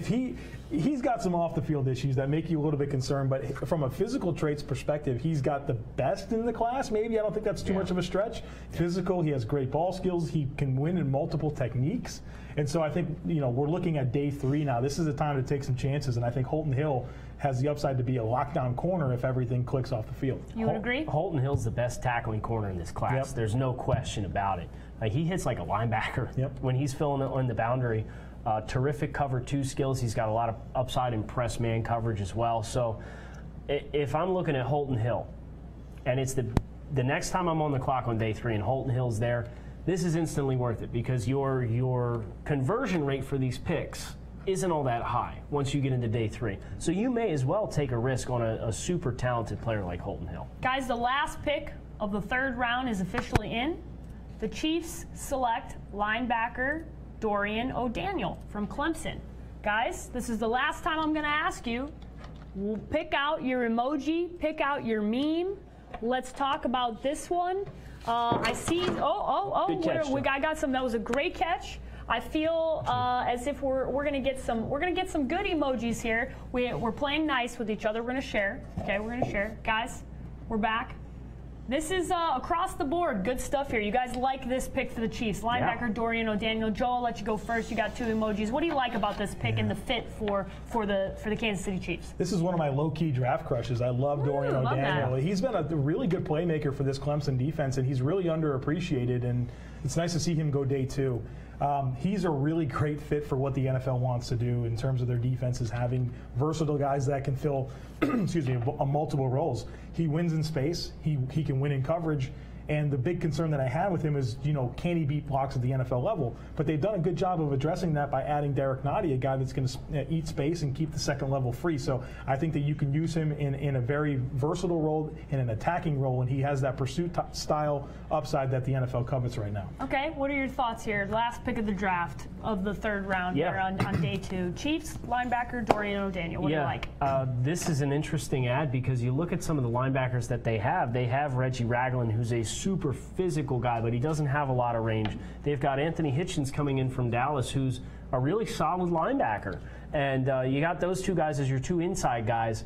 Dorian O'Daniel's kind of going to be this X factor. I feel like it is maybe a Shaq Thompson type role from him that we see in Carolina, where they move him all around and kind of that nickel defender that you can play in safety in some situations. He was right around 220 with what he weighed in at, but he's got great movement skills, and he's got a nose for the football and coverage. So really fun player. He flies around. I love the flexibility that he's going to afford the Kansas City defense and his multiplicity for several different defensive packages. Guys, at the end of our 2-day draft shenanigans, we will be back. What we're doing tomorrow, what I got to let everybody know, once the draft is over, once the draft is officially over, we've talked a lot about what we've liked and what we haven't liked, but we haven't officially gotten through all of the picks. What we're going to do is all of the teams, we're going to look at them in totality, give them a draft grade, what we liked, what we didn't like. I have a feeling there's going to be some bad ones that you guys aren't really going to like, and I think we know who we're talking about, Seattle Seahawks. So, guys, that will be happening. We'll be putting those out tomorrow after the draft is officially over. And now it is time for Joe to explain to the audience and the world what exactly he thinks this meme means. So, Joe, it is your turn. All right. So I've had, 4 or 5 hours now yes, to figure this out? Yes, you have. Try to get as many clues as I can. And I think what this is me in 5 years looking at all these people on Twitter that have told me that Baker Mayfield is the next Johnny Manziel and that he's played in the Big 12. And he's not going to be able to make it in the NFL because he played in that system and that he has too much of character issues because of the incident with the cops and that his demeanor is not going to resonate with NFL locker rooms. But this is me when Baker Mayfield is leading the Cleveland Browns perennially to the playoffs. They're a contender in the AFC competing for Super Bowls because John Dorsey made the right pick and got the best player in the draft. So this is me looking at all those people in my mentions for the last 10 months telling me Baker Mayfield is an NFL quarterback. Guys, I'm using the official Old Takes Exposed emoji. I'm handwriting that down. I'm going to clip that, and I'm going to hope and pray that Baker does turn out to have a career. Perennial playoffs. You know it. Cleveland. Yes, those words were all just said. This is going to be very interesting. I am hoping and praying that happens because guess what? We'll be roasting people on Twitter if that happens. But did I get this right? Was that? I liked your take on it. Oh, I didn't get it right. But you didn't. Yeah. What does it mean? We'll address that off camera. It's definitely not. But I like where you went. I like where you went. Because I had another angle and I went the Mayfield thing. Do you want to bring out this? Do I get 2 shots at this? You get 2 shots. Let's end this on the right note here. All right. Okay. What's the second shot? All right. Sure, you want to do this. Also, yes, of course, also me. This. Also me. People telling me, well, I'm not sure this is different. I'm not sure this is different. I was going to go with the Josh This is me when Joe tells me he knows what this meme means. Yes, there we go. And all right. we're all the way in, guys. All right. Joe, Kyle, make sure you guys follow these guys. They know everything you need to know throughout the college football season. This is the official toast to the end of this draft. Thank you so much for sending us tweets, sending us comments, watching us. As I said, make sure you guys see all of the draft videos. If you're a fan of any of the teams, we'll have something for you, and you're definitely going to want to watch that. But for Joe and Kyle, thanks, guys.